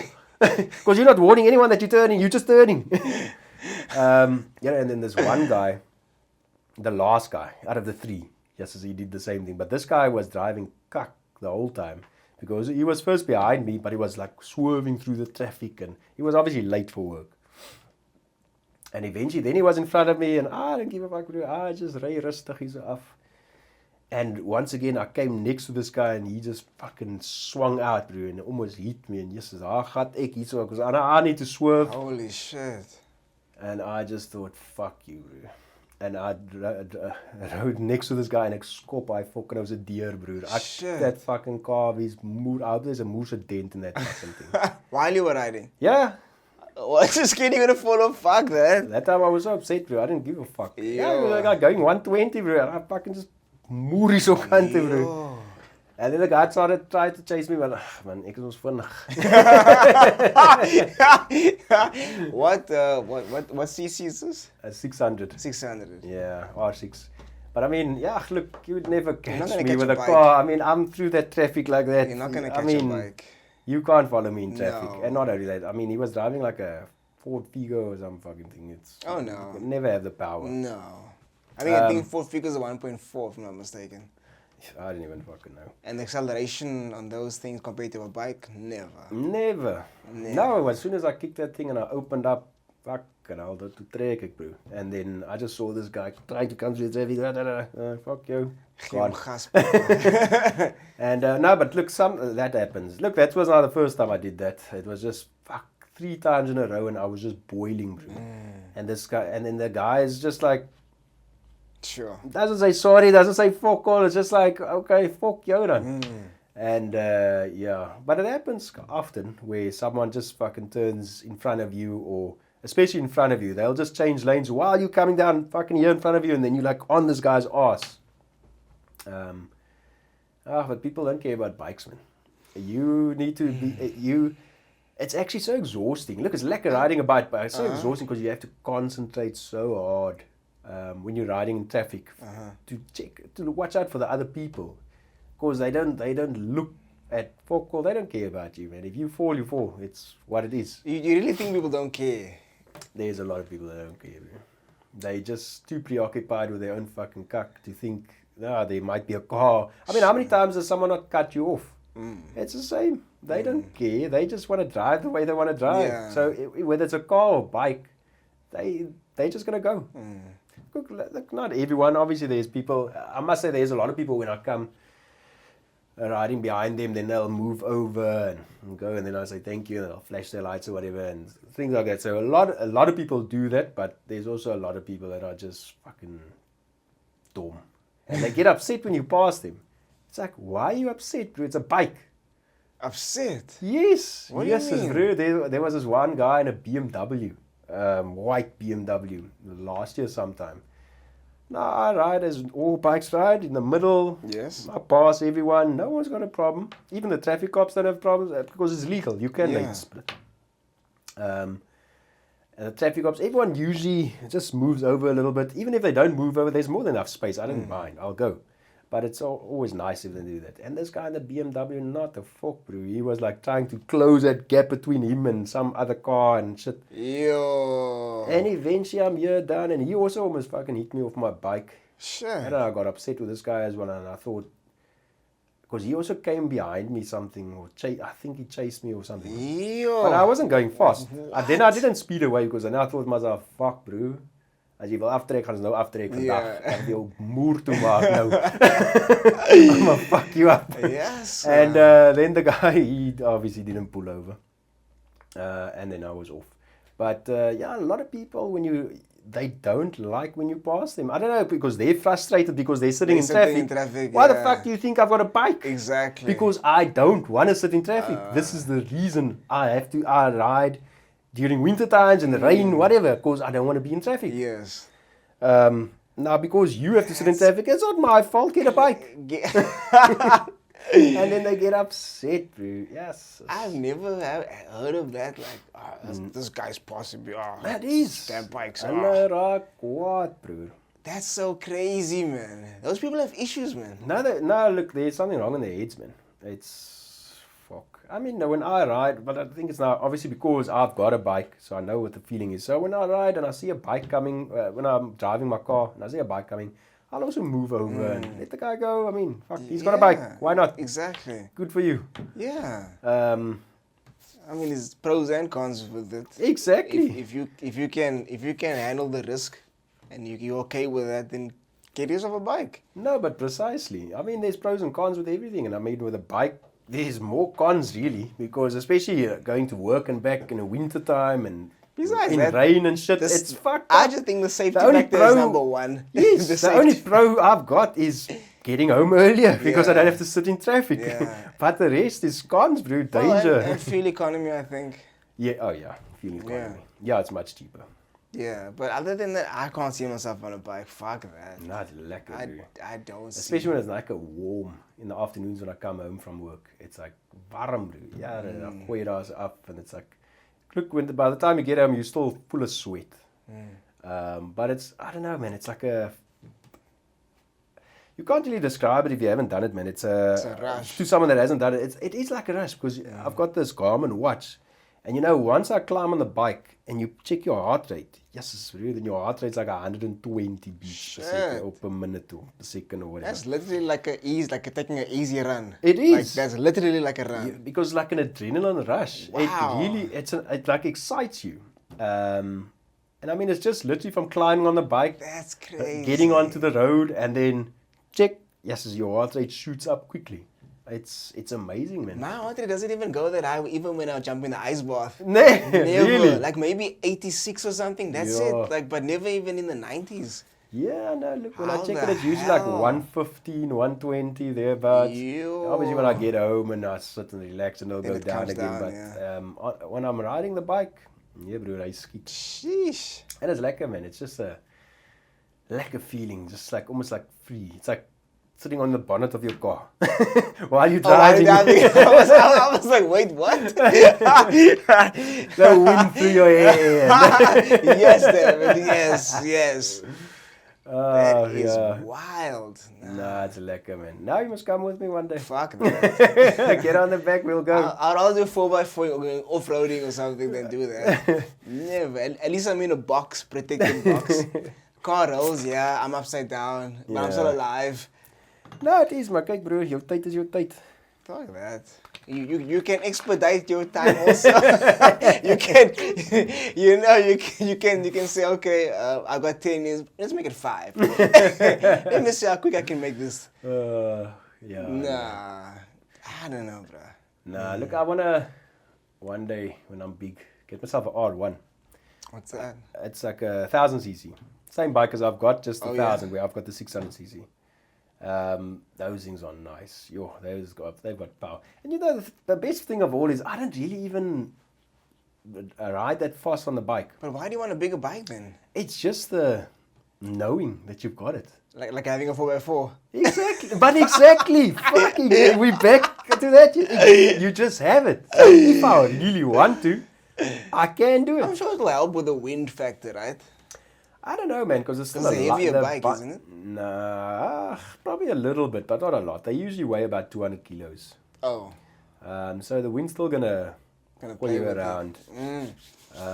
But yeah, once again, it's just I've only ever once had this bike up over 200 kilometers an hour, pushed it. That's when I just got it. Innocent admission of guilt to your crime, David. It was on a racetrack.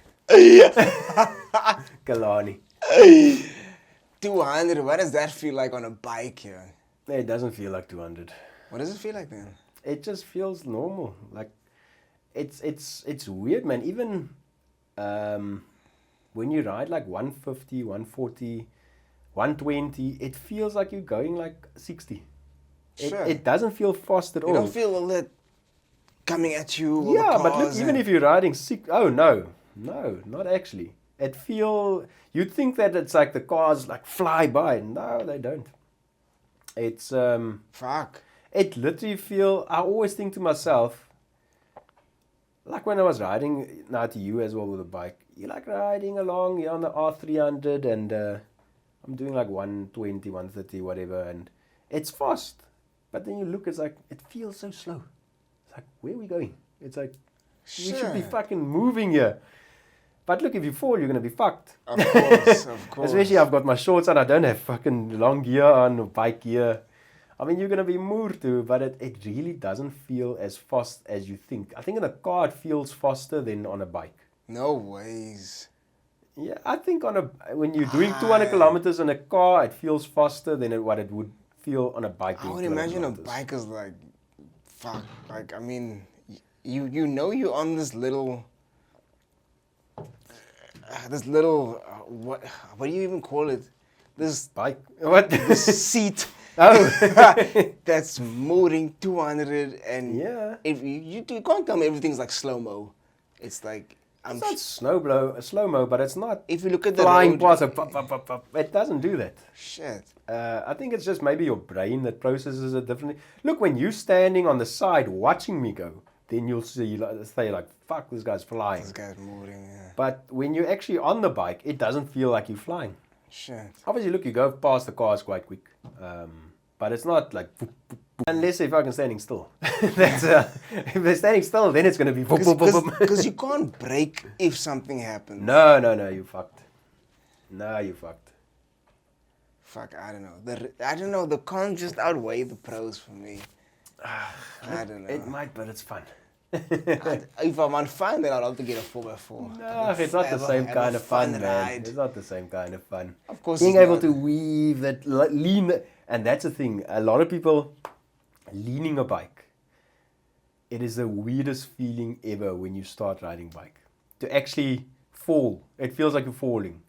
Because now when you go around a corner and you need to like lean. It really feels like you're going to move over. So a lot of people, that's what they struggle with when you first start riding is you don't want to lean. So you try and ride it like a bicycle almost where you turn the steering and you can't turn the steering wheel or the handlebars. Because and the weird thing is you counter steer. So if I want to go right, I turn left. It's weird how it works. So I'm riding like this. I want to lean right.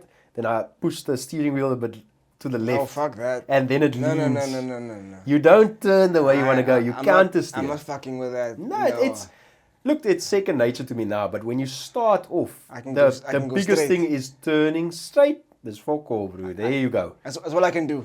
But it is. If your house has corners and must get your house with turns left and right, I can't. But it is. And but when you turn, that turning is actually such a lack of feeling because you like fucking. Because I always used to watch the GPs and they go so low. Yeah, no, look, I don't go that low. Fuck that. I'm afraid of that. The knees touch the ground. Because they even have these knee pads. Yes. For that purpose. Yeah, like scrapes against the ground and the elbows are against the ground.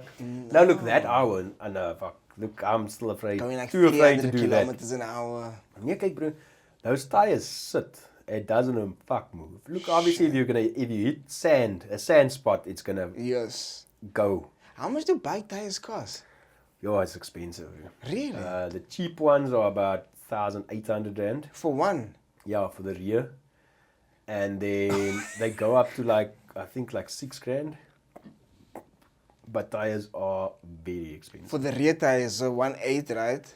And what's for the front? Is it less? Front will probably, it'll be less, but it won't be much. The front will probably be cheap 1.4, and then cheap expensive 5 or whatever. But no, bikes in general are not cheap. When I bought my first bike years back, I thought to myself, and I was still telling my wife, don't get a bike. It must be cheap. I mean, it's only two tires, easy to service because you don't need as much oil and this and that and that. Bro, it is fucking expensive. Tires for a bike, more expensive. How can you say you can't afford a V6, but you can buy a bike? Like, what the fuck? It's still cheaper than a fucking car that's 500,000 rand. No, okay, well, we're not talking about like a 500 But even fuel, 4x4. look, over the long term, it's still cheaper than fuel. Because remember, I buy that Jeep, it's still maintenance on it as well. It's not only the petrol. But the bike also has maintenance. Yeah, but it's only the maintenance. I don't have the fuel as well. Imagine to pay for that. Look, tires, not even a broad, fat tire. It's a fucking little bicycle tire. Well, obviously thicker. Yes. But for 1.8. Yeah. What? No, look, tires are expensive. The services. I take my bike to a guy in Durbanville. That's very good with bikes. Yeah, bro, there I spend a lot of money. Fuck it, I've paid this guy so much. I've paid his salaries how many times? What? It's normal service will be probably 2,500, 3,000. For a fucking bike. And then... That's like a car. Yeah, but exactly. It's because bike oil is much more expensive than a car as well. Wow, I didn't know that. Fully synthetic 10W40 bike oil is fucking crazy expensive. Brakes are expensive. How much you talking for brake pads? Brakes, I did my brakes last year, I think August, front and back, and I think I paid $2,000 for both, front and back. Holy shit, that's more than a car. Yeah, a car you can pay 1.4 maybe. Wow. But yeah, brakes are expensive. If you actually have to replace the discs, the brake discs, yes, $3,000 for one, just for the disc. Wow. Dude, I really thought a fucking bike is just. Bikes are not cheap. Maintaining a bike is I expensive. had no idea. Yeah, I did my sprocket and chain last year as well. That was also like, I can't even remember, 2.5 maybe. But new sprocket, new chain. Sprocket, what's that? It's a thing the chain runs on, so it pulls a back tire. Oh.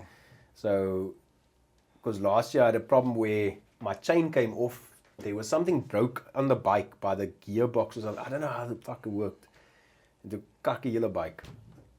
So I had to send it in, but now the sprocket was still fine. But the guy was like telling me, yeah, but look, once you change, if you replace a chain, then you must replace the sprockets as well because it sits in a different groove or I don't know what. So I had to have that done, and then. How much was that? Oh, that was also like $5,000 for everything. Because it wasn't just the chain. It was obviously there's like a shaft that broke between the gearbox and the engine. What? That's what caused the cuck. So that had to be replaced as well. So I think it was about 4,000 rand or 3,800 or something for all of that. But then in winter time, yes, bro, I was riding in rain, but like torrential downpour. Holy shit. Going to work, and. Oh man, fuck that. This bike thing is expensive. No, it's very expensive. And then I got home eventually. Luckily, I made it home. Got home. The next day, the bike didn't want to start. Shit. Or it was over the weekend, or I don't know what. But anyway, when I wanted to start the bike, didn't want to start. Fuck all was happening on this bike. Was just swinging, and eventually I killed the battery as well. So I needed to get a new battery. So the guy fixes my bike. He came to fetch it with a trailer. And so water got into everything. Shit. Water got into the fucking spark plugs, into alles.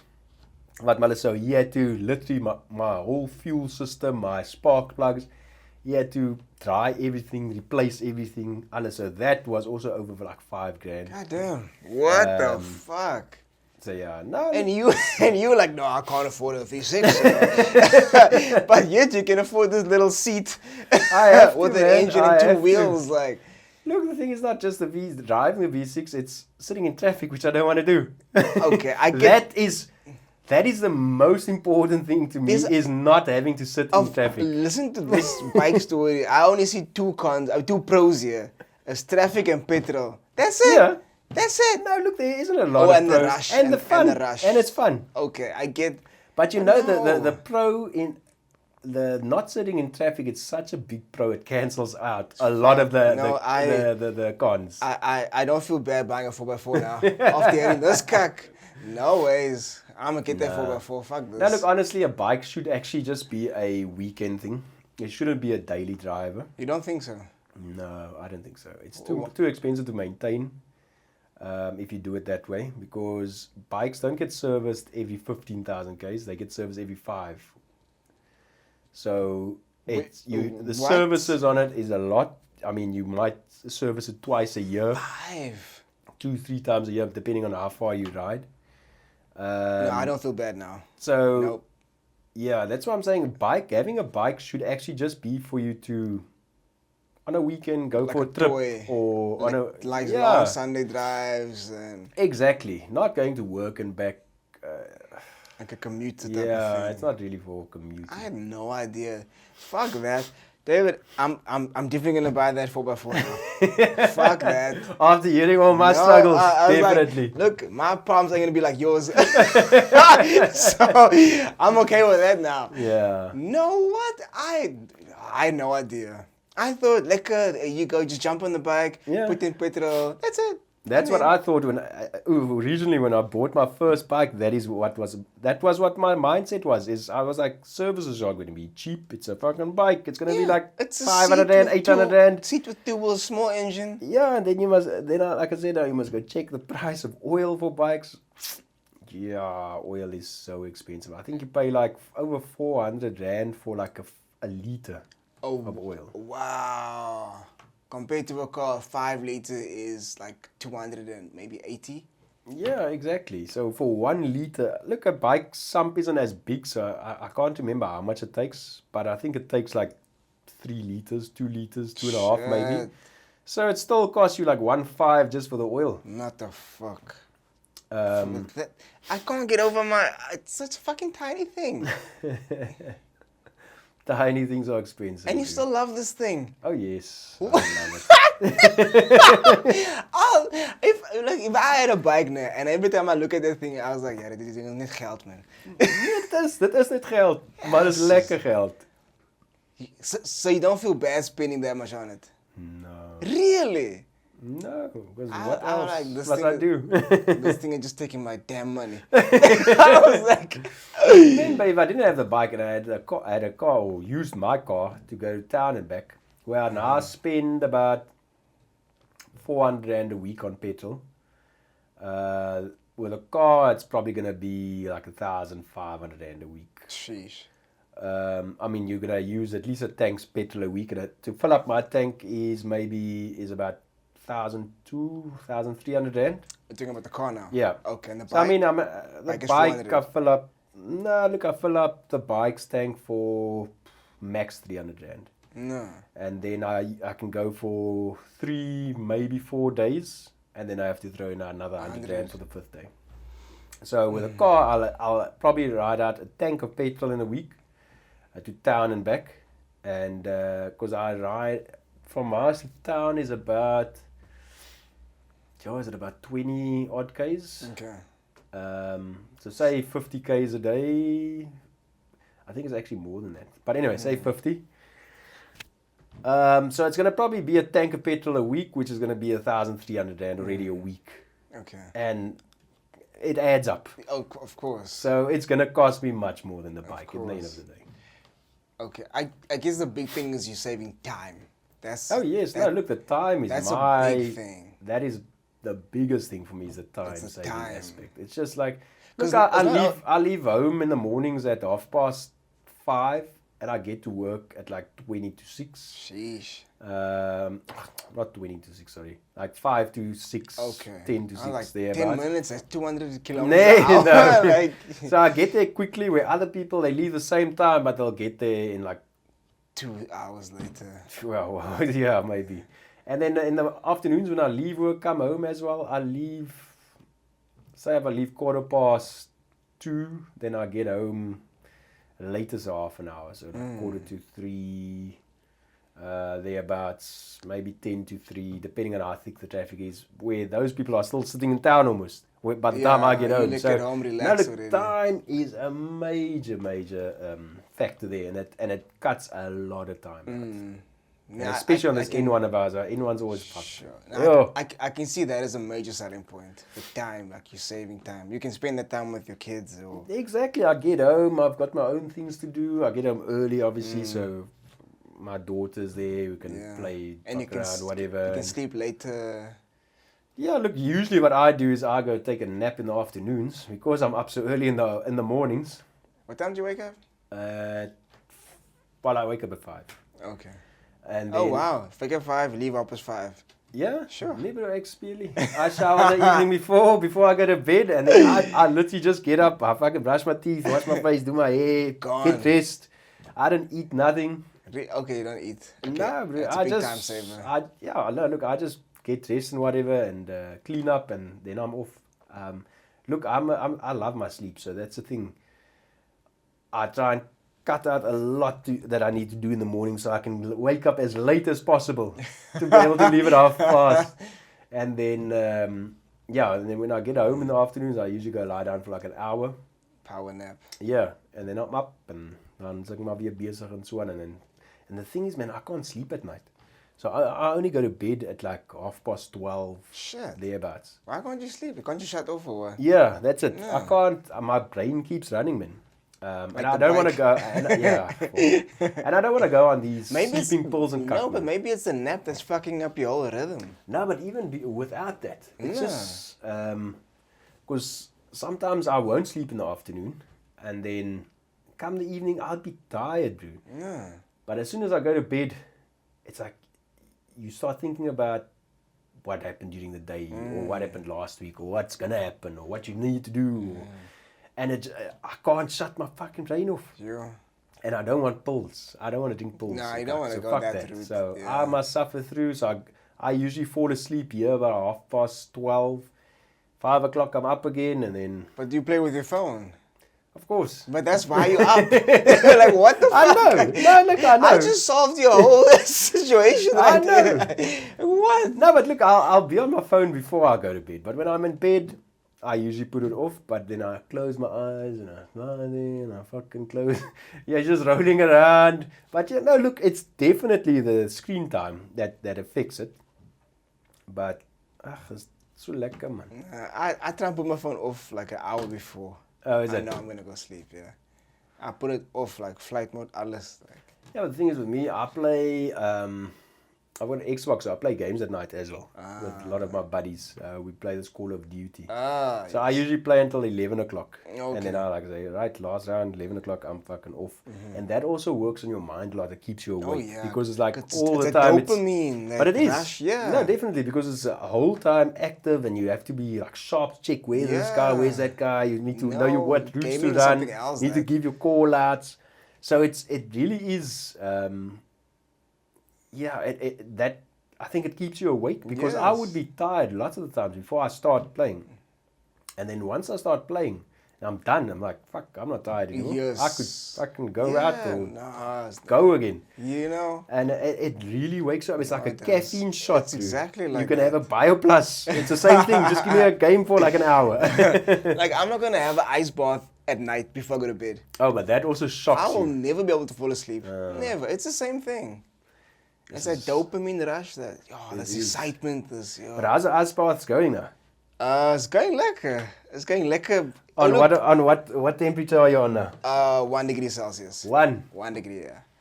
Yeah, 1. Oh, I think the It's- last time we spoke it's- you were on like 3 or 4. Yeah, it's a love-hate relationship, honestly, yeah. You know, this one time I think it's easier in summertime though. look, it's still cold in there, man. Still cold. You can't, Cold is cold. You can't escape that. But what helps is the external temperature. So you give your body it doesn't take as long to heat up again once you get out of there. So that helps a lot. Yeah. Because winter, you just cold forever. Yes. You just cold for fucking ever. But summer, like your body core temperature comes back to normal like much Quickly, quicker, yeah. much quicker. But something like that. But I know, one morning I woke up and it was on a Sunday just after the Driekers fight, and then I got to the ice bath and I'm like 0.7. It's like, what the fuck, man? 0.7. I was like, yo, do I just back away from it and Do I wait till try it, or- and wait till it comes back to 1? Or, so I was like, fuck no, man, my day must start. So Oh, is it? So you jumped in? I had to jump in. Doesn't I mean, it like burn? it's a weird sensation, man. I can't say it burns, but there's obviously this feeling like I'm freezing. Like, you know, like something's happening. But do you Like, start shivering? no, you don't. Not? You never shove it in there. Never shove it in there. Outside, when you jump out sometimes, yeah. Depending how long you stay in there for. Yeah. But not when you're in there. Oh. When you're in there. Like, when you're in there, well, one thing I noticed is that, let's say, areas that's more inflamed. Let's say my calf isn't or you feel like something's tight. Like, those areas you feel more of a burning sensation, so to say. It's almost like it knows where to go. Yes, yeah, and yeah. attack that area more. Or you just feel like, okay, it's going there. I can feel like that area is more sensitive or something. But it's a mental thing, man. I think the biggest thing is jumping in initially. Yeah. And then it's I like, can't even jump into a normal pool just by jumping in. I have to like ease into it. yeah, like down the steppies. No, I'm not a fan of cold water, man. No, I'm not either. I hate that shit. Like, I hate it. Every fucking morning I wake up, I'm like, fuck. It's like, and I know, like, I can't do anything. That's my one stipulation. Yeah. Like, I must jump in there first before anything else. I can't go to gym and then later on at night or then You're not gonna do it. No, I'm not gonna do it. And even if I do, like, no, that I'm escaping what I'm supposed to be doing. I'm just procrastinating. Yeah, but you've got your routine. You need to follow it, yeah. I have to. And I was like, I tell myself I'm not allowed to do anything until I jump in there. I have to. So that's my rule for myself. Like, so I must jump in there. Then I wake up and I'm like, fuck, ice bath. And then I open that bitch now. Like, it was 0.7 now. Telling me it was ice, like, on the each side on the walls. So there's ice on my fucking back and there's ice touching my fucking shoulders and yeah, cock. bro. And there's ice floating here. Like, fuck, looking at this thing. Yo. And all I'm thinking is, when is it over? It's like the longest 3 minutes of your life, man. You sitting there for 3 minutes. Yeah. Minimum 3 minutes, yeah. Minimum. Yo. Minimum. But have you really experienced a difference since you've been doing this? Because Fuck, you've been doing dude. this now for over a year. Life was different. Everything's But different. like what? Everything. What do you feel changed? Everything, like my mood, big time. Ah. Mood, big time. Mood. I'm like the person that goes in there isn't the same person that gets Oh, out. really? I'm like, when I wake up, I don't know about you, right? A lot of other times, like, you're tired now. And then you know you must do shit, and you like feel like, I feel like a loser. Like This is some demotivated. bullshit. This is like, come out of there, bro. I can do anything. I can You conquer gone the Super Saiyan. fucking world. Like, no cap. I'm not the same Okay. person. Like, you just feel charged and you Yeah. feel ready for the day. Like, all those voices that you had, like, are gone. Are gone. Clears your mind. It's like peace. There's a peace. It's amazing. You like, Yo. you feel so charged. It's amazing. I can't even explain it. And not just that, like the whole mood thing. Okay, this is what I don't know how to explain this without being not safe for work type of vibe. But like your Beep it out. testosterone, your testosterone levels, man. I shit you not. Oh, okay. I get where you're That's going. night Yeah. and day. How is it? Night and day. I swear to you. And then I thought I was, and then the reason I started the ice bath, I went from cold shower to ice bath. Yes, it was cold shower was getting a bit easier after the year of doing that. And I saw this podcast on Joe Rogan. He was talking to David Goggins about the ice bath, and he found the research that this guy, elderly gentleman, is a doctor. Yeah. He decided to do ice bathing and then exercise. Okay. And everyone thinks that you're supposed to exercise then ice bath. But there was a Japanese study released in 1991 that showed the benefits of doing it before exercise. Oh. So you're pre-cooling the body. And that's the reason why testosterone is boosted, because he went to his doctor and his doctor did his lab test. Yeah. And the doctor thought he was taking testosterone replacement Yeah. therapy. He's like, no, only thing he changed was his ice bathing. Yeah? Before his and the workout. doctor couldn't believe it. And then he has this company called Morosco Forge. He sells his ice baths and stuff. Yeah? So and then people have been sending him their lab reports to show before and after, and everyone's been swearing by this. Like, Oh, really? their T levels, even women T levels went up. It's crazy. So I'm not in my mind. It's real. There's actual studies. There's actual and physically, like, you know what I'm saying? Like, Yeah. physically, I can see it, I you can feel it. I'm telling you, she will thank you, man. She will thank you, man. No cock, man. It's the wildest thing, man. I can't even explain it. I can't even explain it. But when you were just taking the cold showers before you had the ice bath, did you also feel a difference? Or is it actually just the cold bath now? Like the cold showers had this. It had like a mini dopamine effect. It wasn't as intense like this. Yes. But there was. Yes, because first of all, I'm not a morning person. So getting up, because I used to do everything in the dark. Yeah. I was like, I'm still in denial. I Oh, don't is want to it? wake up. So everything is in the dark. No lights, You know, no. I was like, I'm gonna just, you know.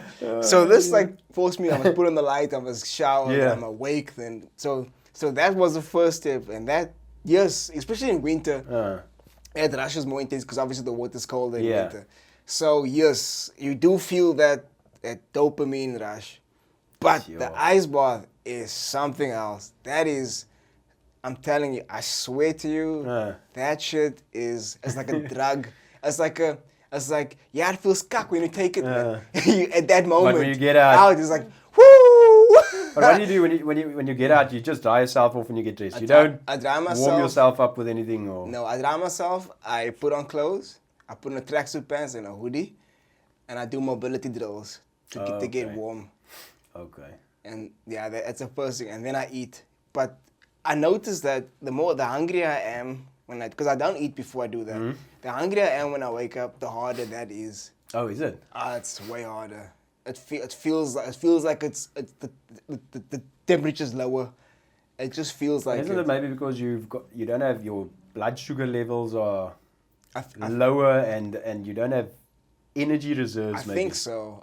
I think it's also Because like usually carbs and stuff, well, not protects you, but I mean helps with the fats do that or the whatever. Fats, yeah. But I mean, if you don't eat or you You don't have anything in you. There's no energy to burn. Basically. Yes, yeah, no yeah. calories to burn. Yeah. So yeah. So, but I'm telling you, I don't see my life without it. I Yeah. don't like as much as I hate it, right? Because I do. I'm not one of those people that are gonna pretend like, oh, it's the best thing on earth. Like, bro, I look forward to it. Like, Exactly. no, I don't. But Sometimes you look forward to the benefit. yeah. Sometimes I stand there for like 10 minutes. How is it contemplating?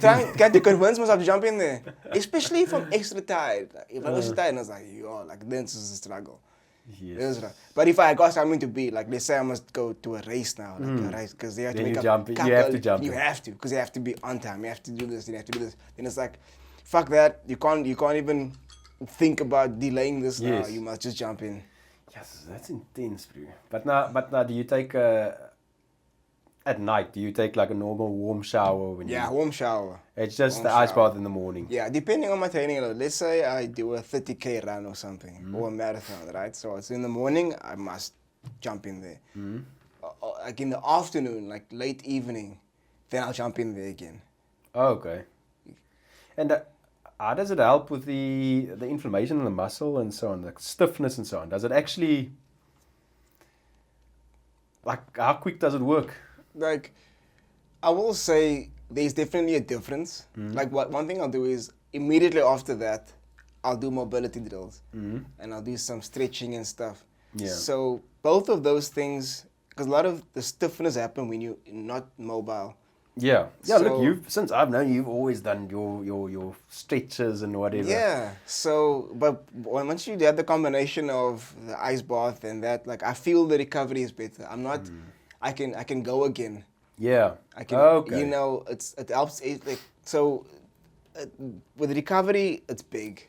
What does it do? Does it actually increase blood circulation? Oh yeah, The it does. cold. It first constricts your blood vessels. Yeah, because that's when what you're in I'm there. thinking. Because if it constricts it, then I would think that the circulation is slower. Yeah, but it but- actually increases it. Yes, but when you're in there for the moment, it constricts it. Huh? Because to protect you, it doesn't Yeah, want you to yeah, yeah. die. When you get out, then it's like poof, it's like this. Oh, so rush it's of actually when you blood. get out where you Yes, benefit that's where because you then it feel- like floods your body Yes, with yes. the blood. Okay. Yeah, but it's I'm telling you, like I honestly don't see myself not doing it. Yeah. But look, it's quite an investment because you had to buy yourself a deep freeze and everything. did. So it's not like you could just give up after a month. That's It's like, fuck it, that's the I've thing. spent a couple of $1,000 here already, so I mean, I have to. That's the thing, like, cause you know, like even before I bought, like, I mean, it's just weird. Like, yes, I was doing the cold showers. Now I'm gonna spend all this money, not even knowing if I'm gonna be able to do it. You know, it's Exactly. It's like, yo, It's like a gamble. it's a major gamble because you don't know. And you can't really sell the deep freeze afterwards You- because you've not painted it. yeah, you've done and it. It's like modifications. exactly. To it. It's not like you could just put on gums. Yeah, I've got a deep freeze. I don't want it anymore. Yeah, but it's and then I started realizing the reason why I went to the beach so much was because of the cold water. Okay. So that's what the attraction really was. It was the way the water made me feel. So it's weird. Like I don't even I run by the beach, Yeah. but I don't necessarily feel like I have to go there anymore. Yes. I don't feel that pull anymore because I'm really getting what Because you get it at home. I'm getting Yeah, it yeah, already. yeah. Okay. It's weird, man. I don't know. Like, I hate the cold, right? And I don't know. I don't know. No, look, I hate cold, man. There Yes. was another reason why I wanted to do the ice bath. Why I wanted to explore the cold, right? Yeah. There's like when I did this the shoot in 2014. I don't even remember that video, music video, Beautiful Superstar. And then I had this pool scene where I had to get out of the water, in and out, in and out. Oh, get out of the, sorry. It's in the scene itself, but just me getting out of the water. And then this neighbors looking over the fence like that. But anyway, it's an old video. So for that scene, right, we shot in the middle of winter. I'll never forget, that was one of the coldest mornings. Yeah. And I had to get in and out of the pool. Yeah, in the middle of winter you the did whole that time, scene. right early in the morning, right? In and out of the water, in and out, in and out. And then I went, after that immediately I went to go shower, but I couldn't get warm. No, I couldn't get warm. I put that water was full blast, hot water, no coldness, and I just couldn't get warm. Eventually I heated up and I was fine. I got out. Then as time went by, I saw these. It looked like it's weird, like welts, man. Yeah. I was like, what the fuck is this? That's weird. Anyway, then it went away, disappeared. I think it was on my arm. I noticed it first. Yeah. And it went away. Anyway, then I think 2 weeks later, a week later, I went overseas and went to the beach and stuff, and nothing. Then I don't know, as time went by, I kept going to the beach, and then one day I was like, yo, like these welts are back, man. Every time I go into the water, I was like, huh? Like first the pool and now the ocean. I was like, what the hell? So I Googled, like, what the hell is this, man? Google saying, no, it's some bacteria in the water. So I was like, pool water and ocean water, there's bacteria is doing this. I was like, nah, it doesn't make sense, man. Anyway, oh yes, and then it itches as well. Oh, like itches. almost like a rash. Yeah, but it's not a rash. It's like just welts, but it goes away. Okay. It's weird. I didn't understand it. Anyway, I let it go. So I think winter came. I didn't go to the beach anymore. Then I started doing the cold showers thing, and then one day I was doing the cold shower, and then somewhere in the shower, after I got out of the cold shower, then I saw these welts are there, but the welts escalated from my arm to my legs. So I had legs on the inside of my legs, like the inner thighs, and then ears. I was like, what the fuck, man? Jeez. And it's itching, so I was like, this can't be like bacteria in my shower. And there's only this one occasion that, because I do cold showers all the time, and nothing happens. But now today, it's like, what the fuck, man? And then, remember, I don't know if I showed you those photos. Like, I bought that portable ice bath stuff, man. That plastic cuck. Oh, yes. I can remember. Off Take a Lot. Yeah. I bought this thing. So but you actually needed to throw ice in it or something. Yourself, It wasn't really ice bath. It was just a portable thing to store water. Just a little pool. A mini pool. So I bought this thing, and then on the third day I did it, I stayed in for like, I think 10 minutes or something. And I got out of there, and then I saw like, yo, this is welts. So I was like, again. I was like, nah, man.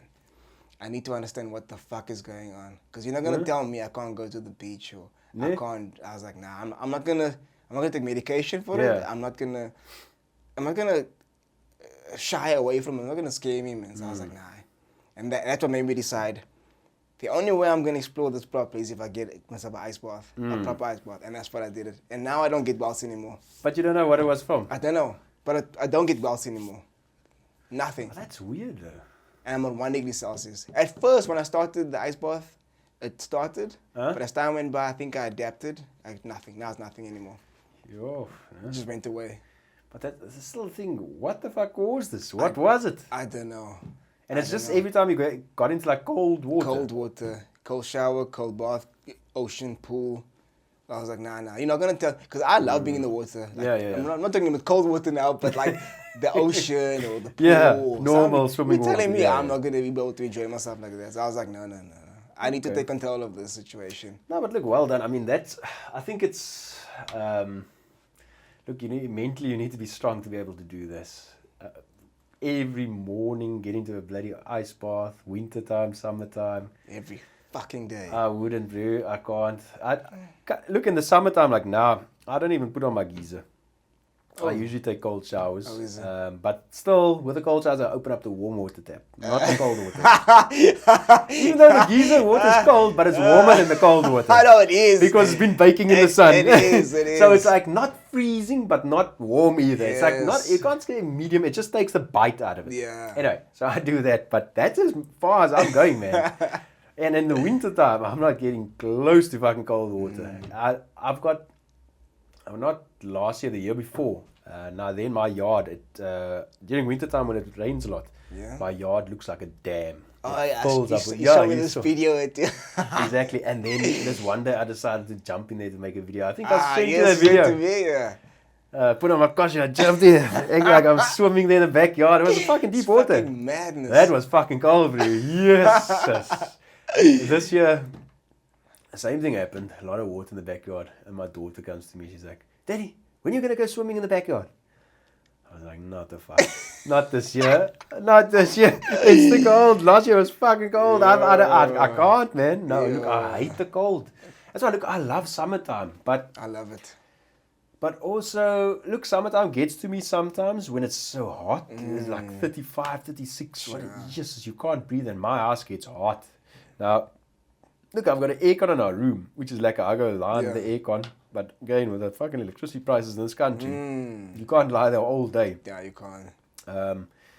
But I don't know, I'm a summertime guy. And a lot of people, most of the people I know actually, they love winter. I don't like winter. Winter is just not, you can't do anything. Nah. In summertime, I can have a lekker braai. Look, I've got an undercover braai, but still if it's raining and it's undercover, you can't fucking hear anyone because I've got that zinc roof. Oh, yeah, yeah. Oh, so you hear those. Carport roof, yeah. Yes. So it's loud. And not only that, you can, like in summertime, you can walk outside. My daughter can play outside with a dog, things like that. Wintertime, you have to be inside all the time. If you go out, it has to be somewhere inside. Go to the mall. Or, it's like, man.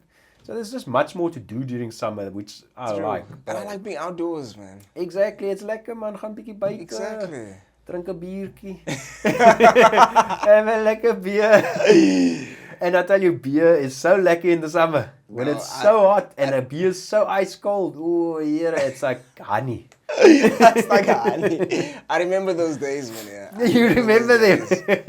I remember. No, look, that's one of my... Look, I'm a beer drinker. I love my beers. I don't really drink hard liquor. Brandy, vodka, rum, those I used things. to drink it all, my man. No, look, when I was younger, I used to drink brandy and coke, bro. Ek was 'n fucking jong boerelaitie. Ons drink brandy, wyn and coke.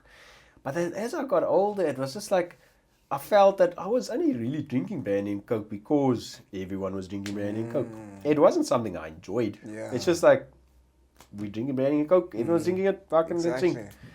And then as you get older and mature a little bit, I suppose, and make your own decisions, I just thought, I don't smoke brandy, bro. It's not for me. And even beers, I'm full of shit with beer, so I only drink certain beers. And what beer are you drinking now? Because I like to have a Castle, Lion, I like Lion. Nice little round. Lion, bro, yeah, Wow. hy's fucking lekker. The thing is, I don't like bitter beer either. So that's why I'm saying I'm full of shit with a lot of shit I drink. So like Black Label, I can't fuck stand Black Label. I Really? brew kak. Wow. Now I've got a friend, he only drinks Black Label. And yeah, so whenever he has to drink one of my Lions, then yeah, he's not too happy because it's the taste is total opposites. Way different. Even like Amstel is too bitter for me. Castle is almost too bitter for me, but I'll drink it. But Lion is generally my go-to. And look, I don't care. People say it tastes like piss, whatever. Great. But I like this piss. It's what I enjoy. Now, back in the day when I was younger, I would just drink something because people are drinking it or whatever. Not now anymore. Fucking do. I want to sit there. I actually want to enjoy what I'm drinking. And this is what I enjoy. And it must be ice cold. Even in the winter time, my beers are always in the deep freeze. Nah. So as I take one out the deep freeze, I put another one in the deep freeze and it rotates like that because I can't stand a warm beer. Not in winter, not in summer. I think nobody can stand a warm beer. Fuck, dude, there are people that drink warm beers. What? I don't know how they do it. They are a different breed. Jeez, they are. I've got a friend, Stefan, he'll drink a warm beer. Not that he'll like it, but he'll just... if he buys it at the bottle store and he gets home and it's not cold or ice cold, so be it. He'll drink it where mine needs to be ice cold. So I put it in the deep freeze. And when that thing comes out, that bottle needs to be like white, and it's frosty. It's like crisp, man. When you take that sip, it's like a I don't even know how to describe it, but it's lekker. And I do that during wintertime, summertime. Usually when I go out, say I go braai by someone's house, and I take my beers. Because look, I don't want to put their stick my beers in their deep freeze and mess around there. So I usually take a cooler box and I Oh. throw a mood of ice over my beer. So I stack all my beers in there and then I go buy like a 2 kilo bag of ice and I mood all the ice over it. This guy's passionate about his No, cold I am, beers. dude. And then I tell you what, you know how cold that makes your beer. It is, and it lasts all night. The next, when I sometimes, what I would still do is, when I get home, if I'm not too pissed, then I'll strain all the ice out, bro, into one of those pasta strainers. Oh yeah? I put it in a plastic bag, throw it in the fucking deep freeze What? to mood in my box again next weekend. It works. Yeah, sometimes I've had like 3 That's bags kinda there. funny. Then I don't have to buy a bag. And I'll recycle real quick in. I That's just kinda strain all the funny. water off, just the ice blocks, Yeah, and then yeah, put it yeah. in there. But no, look, that is my thing. Beer, ice cold, throw it in my cooler box. Lion used to be, Lion was my first beer ever. Is it? That was in Oslo. You know, my Lion Never forget was that day. back. You know, it's old beer. Old original, beer. The original Lion was Yes, like, you know, my yes. father used to drink that when I was like primary school, dude. That was lighties years ago. I remember. And then, you remember Mars and Gold? Mars and no. Mars and Gold. That was one of the best beers. Yo, that tasted amazing. I can't remember that. Okay. It's like this green bottle. Let me show you what it looks like. Mars and gold. Here's this thing. Yeah, but Sierra might recognize it. I don't know if it's still around though. Because there was a time where we couldn't find it. Mars and This gold. was years ago, this way. That's Hansa, man. Yeah, Hansa, Mars and Gold. You get 2 types of Hansas. You get the normal Hansa, which is the brown bottle. Then you get this one, the green one, because this one called Mars and Gold. I don't know. I Yeah, thought the yeah. Hansa was Hansa. See there? And that's the one Hansa, the brown one there. And then you get the Mars and Gold. Oh. You see? Now this thing was a major hit, bro. I don't know. I've never seen. Well, It I've was never really looked for it, but I must so check. smooth. I don't know if it's still Mars and around. gold. Yeah. Let me see where you can buy Mars and Gold. Mars and Gold. Let me see if he's still around. Let's see. Nope. What damn, it's not Kruger That is Rands. it. What? Why is there a Kruger Rand popping up? Let's see. Put on the Hansa Mars and gold. Ah, here's it. Oh, there.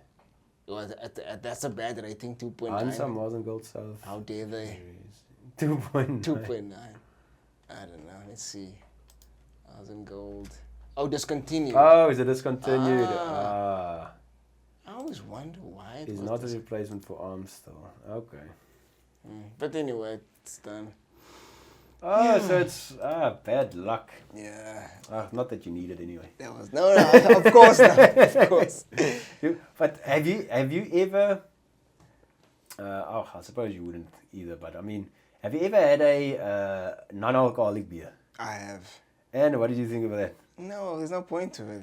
Exactly. There's no my point to it. I mean, Okay, you are drinking because it makes you feel a certain way. yeah, exactly. So Why else? Why do you feel Otherwise, I would drink Coke. yeah, I think it's just the fact that you are in the crowd and you want to look like you're part of the crew and you're sitting with this thing. But if you can't tell me you're sitting alone by yourself and you buy alcoholic beer just to be alone by yourself to watch the game, like, are you just pretending then? Or Exactly. I What's don't the point? understand that. Look, I I don't. like beer, but I don't like it that much. There's benefits to the beer. That's why I drink it. Yeah, like, no. Yeah, look, the first time I had non-alcoholic is I was still big into gymming, man. And myself and a friend of ours, we stopped drinking for like 3-4 months to like seriously get Yeah, into gym. stay It was focused. now, obviously, years back. And we went away the weekend camping. And obviously we can't buy beers, so we went to the spa in Malmesbury. We were still in Malmesbury, yeah. And got that, I think it's called Belgrave. Oh, yes. I don't know know what, that name. but it's like Sounds non-alcoholic familiar. beers. Yes. The worst tasting fucking beer I've had in my life. I don't even think I finished the one bottle, and I said, no thanks, I'll stick to my, I don't even know what I Coke drank. or Coke, whatever. or I don't even think it was Coke, but I Because mean, the we were taste is trying to be obviously healthy, so it would have different. been something else I was drinking. But it was so bad. Now, since then, I've never tasted the, because I see Castle makes the non-alcoholic now as well. Heineken as well. Heineken, But there's a couple of them. I saw Heineken today, like a 6-pack of non-alcoholic Heineken. Hmm? I was looking at this thing, and it was 100 rand for a 6-pack, like dumpies, you know, the 340 ml. Or is it 330 now? I don't know even. 330. And I was like, because now it's on top of the charcoal. Yes. So I thought maybe it's like a charcoal get free Oh, or is it? something. I thought maybe it's like I'm looking at this, the fine print, maybe there's like a combo or something. I was like, why would you pay 100 rand for this? But that is now my point as well. Oh, Savannah as well. You've got the alcohol free. Really? But my thing is, So you buy a cool drink? and that's exactly what you were saying earlier on. The whole reason you buy beer, you buy brandy, you buy ciders is because there's alcohol in it Exactly. and it's going to give you a buzz. Of course. So why am I going to pay 100 rand for a fucking 6-pack of cool drink? Exactly. I could get that and it doesn't even taste lekker. It doesn't. Like, who are So you fooling? it's not going to give me a buzz. It's not going No. to taste lekker. What am I doing here? It's basically yeast and water. And you know, a lot of the times the alcohol-free beers are more expensive than alcohol beers. Always. And it's like, what the fuck? You're taking something out, but you're making it more expensive. It's like decaf coffee. It's Oh, more expensive yes. than actual coffee. Decaf, that works on my gut as well. That's the same thing to me as an alcoholic beer. Look, I like my coffee in the morning. I always have my cup, but it has to have decaf in it. There's a point to me drinking this to wake me up. Exactly. It gives you a buzz. Like, I can't remember the brand, man. I was living at this flat, and then I bought this, I don't know, it's a black container. It's gold and brown, but I decided to try this coffee, man. I'm drinking this coffee. I was like, oh, this is nice, man. People's coming over and I'm making coffee. It's like, oh, this is nice coffee. And Yeah? after maybe 2 months now, me buying this stuff, maybe even 3, I realized this is decaf. Oh, you've been drinking decaf all And along? no, even my friends didn't even notice. They're all like, no, this is actually nice coffee. Like, what type of coffee is this? No? No, I didn't And even no know. one realized I it. didn't even know. And after that, I was like, no, I'm not buying this anymore. No, fuck this. I don't want this I'm shit. getting fooled over here. It's like, what am I doing to myself? No, it is crazy, man. There's so many things out there. It's just like, there's no point in you buying this shit. Why are you doing this? Like, really? Yes, there was something else I wanted to tell you about the same topic, but I forgot what it was. Caffeine, no alcohol, Something I get fucking beers, I've forgotten now. buzz. Fuck. Yeah, I almost got it now again. The buzz, the like- high, Fuck it, it'll come to me just now. kair. Klompkeier, bro. Klompkeier. Oh, that's what I was. It's like buying fucking Red Bull without caffeine. Yeah. Oh, you know what? do you I'm think? so surprised they haven't brought out Red Bull without caffeine. Okay, I'm glad there's not that available. Because I mean, what's the point of a Red Bull? A Red Bull is an energy drink. It's supposed to now give you you wings. now you take the fucking caffeine out of it. What now? But there's still sugar, most, ne? Fuck that! You get sugarless Red Bull as well. Oh yeah, you do. So then it's like, what the fuck am I drinking here? Yeah. I'm paying $30 for a tin with no sugar, no caffeine. It's flavored water. Is it 30 rand for a can now? For the big one, yeah. The small one is about 18 rand. Then the middle one, 26, I think. And then the big one, the 330 or 440 is like Sure. 30 rand or so. I don't know. Red Bull. Do you get Monster? You know, like non-caffeinated Yeah. Monsters. Monster. Oh, not non-caffeinated, okay. no sugar. No sugar. Okay. Yeah. No, I know they're no sugar. Yeah, no, non-caffeinated. I don't think any of these, because an energy drink has to have caffeine in it to lift you. Yeah, either that or some weird, non-legal substance. Or a bit of Coke. Let's not speak about that. But you know, Oh, it's Coca-Cola. snowing outside. Do you know Coca-Cola used to have actual cocaine in I it? heard about that story. I don't know how true it No, is, it is. but I've heard about No, it. it is true. It's a fact. But it didn't make you high or anything. No, it did. Did it? If there's cocaine in there, Yeah, but I mean, it depends on that's how what it's being got, absorbed. That's isn't what it? got people like addicted. Really? Yeah, but do you know they still use the cocoa, the coca leaf Yeah? to make Coke. That's Serious? why it has a unique taste. Oh. Did you know that? No. Did you know that Coca-Cola has the only they the only ones who can import the cocaine leaves, the coca leaves, because I don't know exactly where it's grown. Yeah. This is a fact. You can Google this. Like, it's grown in, I think, in Colombia. Then it gets exported from Colombia and imported to America. They're the only ones that has that license, like, exemption from doing that. So they're actually trafficking this leaf. And what they do is they extract the cocaine. They have this agreement, they extract the cocaine, and then they give it to the government or the scientists, or they can use that for medication to prescribe to patients and stuff. Then they keep the taste because they get the benefit of the taste of the leaves. That's hectic. Yeah, this is real, bro. This is really what happens. But that whole process must be under a lot of security. Dude. Because, I mean, if you lose, say, a kilogram of leaves, someone's getting fucked up. But it just shows you, like, if you pay the right price and the right people, anything is possible. I mean, this is basically, they are literally trafficking drugs across international lines just to make the taste for this thing. Because that's the only reason why this is unique taste. You know, it's funny how the cartels haven't gotten involved in that line yet. Who knows? Maybe they are. Because, I mean, how easy would it be to just traffic a little extra and sell it or whatever? Who knows? Maybe there's like a mafia that's part of it. There's, hey, if you want some of this, then you have to pay us, or they pay them off to keep them happy. That's intense. That's all. This has been going on for years. But the government knows about it. Yeah, but I actually thought they took the cocaine out of Coca-Cola back in like the 60s or whenever. No, look, the cocaine is out, but the leaf No, is but I still mean the used. whole No. thing, I meant... That's the only reason why that taste is so unique. But yet they won't say on the label it is. No, they won't. Carbonated water, sugar, caramel, phosphoric acid, flavoring, and caffeine. So the flavoring must be the cocoa leaves. Print. No? Flavoring. This is wild, dude. But that's why, you must have noticed. I mean, I've had Coke or Cola. I've tried it I've had like Pepsi, Coke. Years back, I fucking don't do it anymore, but I mean, I'd have like Cola and Checkers, their brand, or Spar's brand.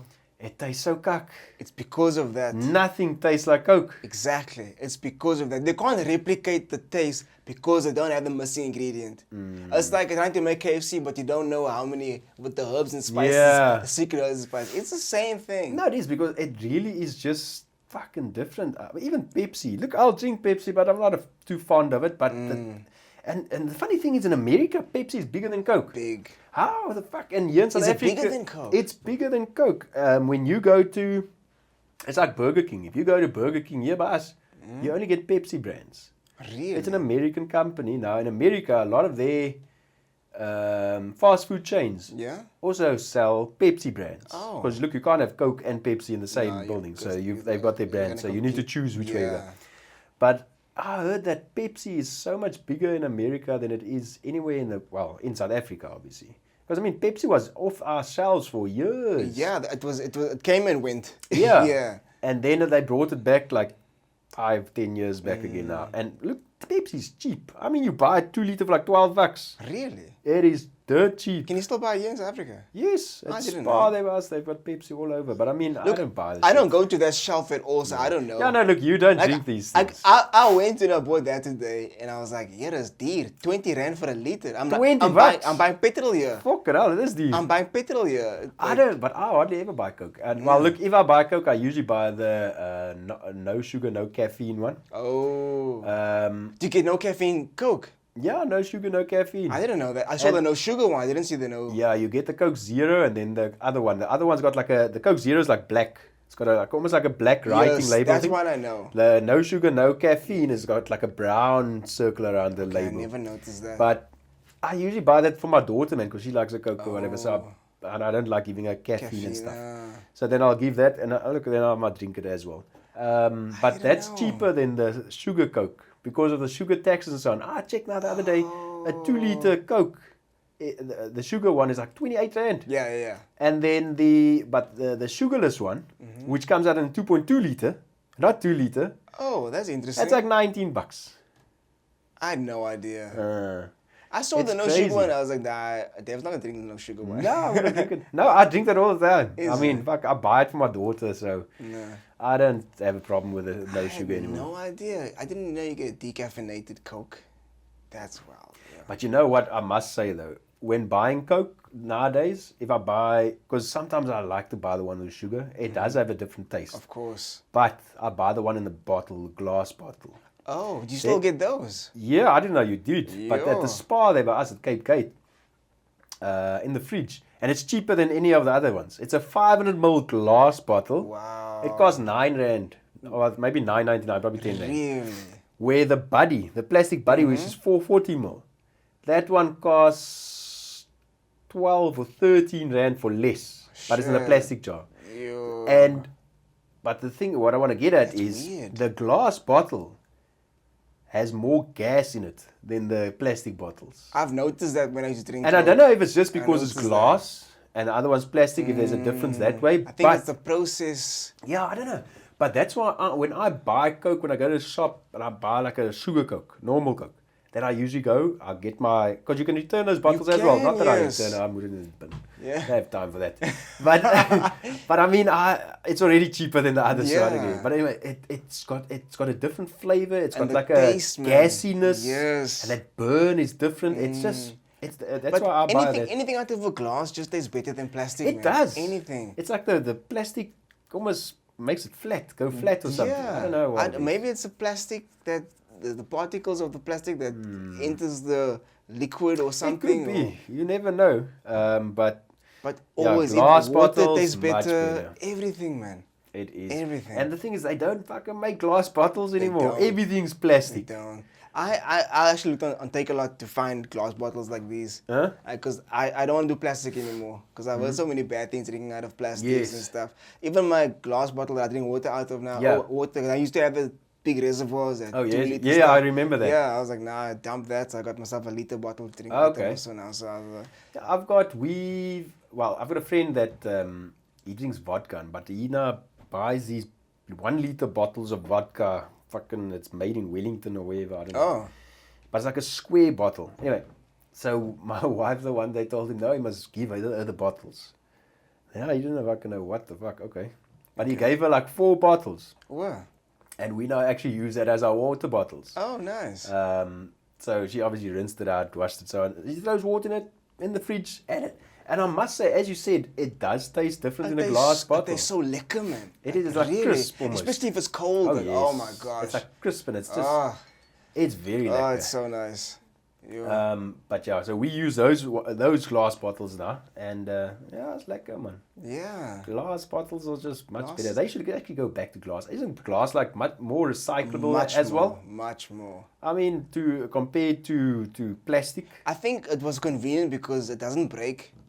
So it's easy to transport. And Yeah, I suppose with the glass, if it Yes. drops, it's fucked. Where, yeah. and I mean, you used to get Coke in glass bottles, the Oh, 1.5 liters back in the day. Yes, I remember that. You could return it, you get like a rand 50 or a rand. Exactly. Oh, I got like a rand coin. and Nee, yeah. nou is alles fucking plastic. Like if I saw this podcast, this clip of this podcast, Huh? man. Like talking about plastics, but specifically talking about tea bags. Huh? Like the tea bag itself, Yeah. that's made from a certain type of plastic. Oh. And now, like when you always I know that. when you heat plastic, right? Huh? It just makes it worse, man. Yeah. Like it releases that BPA or whatever. Yeah, chemicals. and Chemicals. shit, yeah. But now a tea bag, remember that's boiling water. That's already being heated up. Yeah, and I used to. But I didn't think tea bags were plastic. I thought it was like material. Yes, I had no idea. So I'm like, because I love my green tea. Yes. I drink it every day. So when I heard that, immediately like, I'm not drinking tea anymore. But you must get yourself a tea. I've got one at home, man. strainer. It's not a strainer. It's a little ball that you throw your tea leaves in, Oh yes, yes. and you close the ball and you Yes. dunk it in your. I've got something like that. Somebody gave it to me. Fuck, 'cause I don't know when it was, for what occasion, but she knew I like tea. Yeah. So she gave me like tea leaves, and then this thing that I could put the tea leaves in. Yeah. But now I remember there was a tea shop in Tiger Valley. Huh? that just sold tea accessories and teas and stuff. So you can't buy tea bags. It's like these tea leaves that you buy, and then you have to put in I this get thing what you're here. saying, yeah. So now I have to go back to that method now.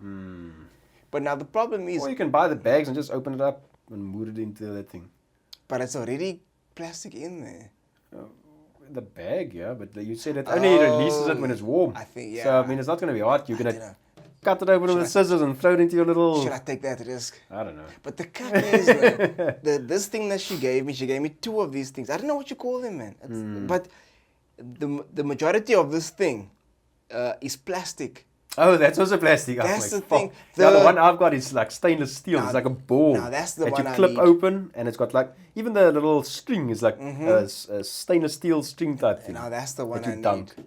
Because like the part where the tea goes in, the tea leaves go in, that's stainless steel, whatever. But the plastic, you have to dip the whole thing into Yeah, so so that defeats either the way, purpose, yeah. that's like fuck. But I must say, the tea tastes better with this tea leaves and Is it? stuff. It makes Oh, much so better. that tastes different. It does taste different, yeah. And I think the quality of the tea, maybe also the quality of the tea bag.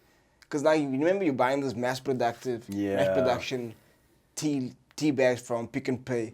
Because I bought, I can't say I bought, because I'm just stopping this whole tea. Tetley. I have to buy Tetley, Tetley, okay, yeah. yeah. So I bought that. I like the taste of that green tea.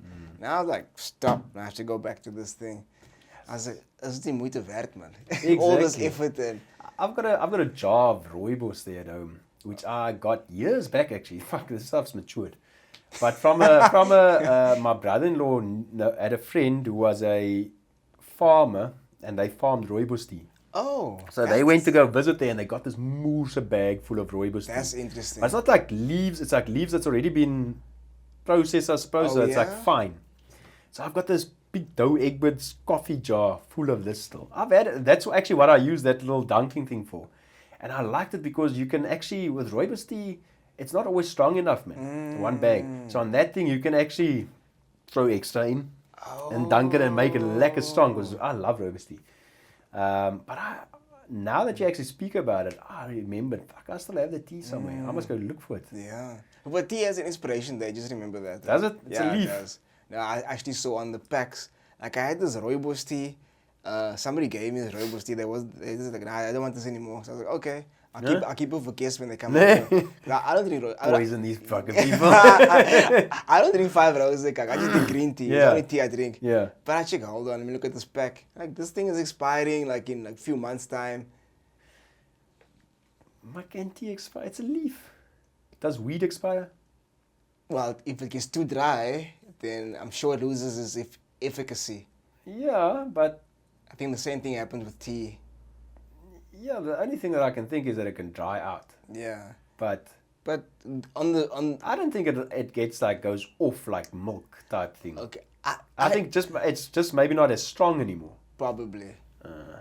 Yeah, because I definitely saw an expiration date.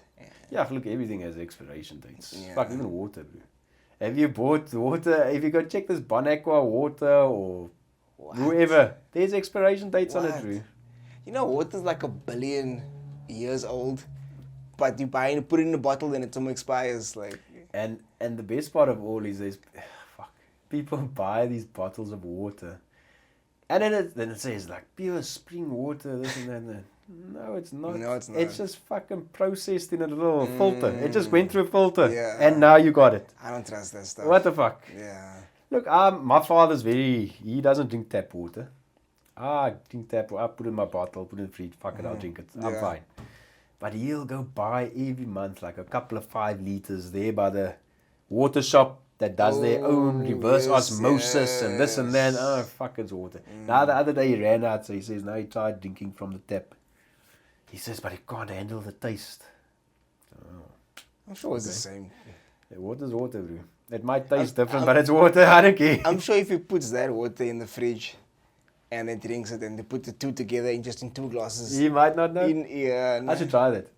Just- But yeah, he said he just had do a test. he took it out of the tap and it did not. He couldn't drink it. So the next day he had to go buy himself water. So okay, great. I don't know. To each their own, eh? Ja, nee, kyk, dit is maar wat dit is, bro. Maar anyway. David, thanks for coming through to these streets once again. Oh, thanks for having me, man. It's always lekker. You know, every time I come here, I think to myself, fuck, what are we going to talk about? You know, whenever you're here, we talk about so much shit, and it's for like 3 hours long. And like today on my way here, I'm thinking to myself, while riding my bike, I'm like, what the fuck are we going to talk about? We've spoken about everything. What the fuck? And yet I come here, and it's like 3 hours later, and we fucking still talking, and we could go on. I come here, like, we got you, we played pool first, we chatted a whole bunch exactly. of and now we're back in here. It's weird, It's man. weird. Fuck it. But anyway, always good to be here. Always lekker to talk kak. Thank you, man. It's always a pleasure having you in the streets, even though you are the most hated man. But yeah, man, it's good to see you. No, thanks for having me, man. It was lekker. Yeah. Anyway, all the best. I wish you all the best with your bike, especially. Yes, And your family. But more so your bike. I think your family's okay. Bike's more expensive than the family. That's your other baby. Yeah. Yeah. No, thanks a lot for having me, man. Like you know, anytime, just one phone call away. One bike ride away. One bike ride away. But be safe on that bike, damn it. Yeah, really. Yeah, we'll have to ride home now. Hopefully the wind's calmed down a bit. Gonna go home, have a couple of dopper, I say. put on a fire, I say. and do some real bullshit. Kak, Ferry.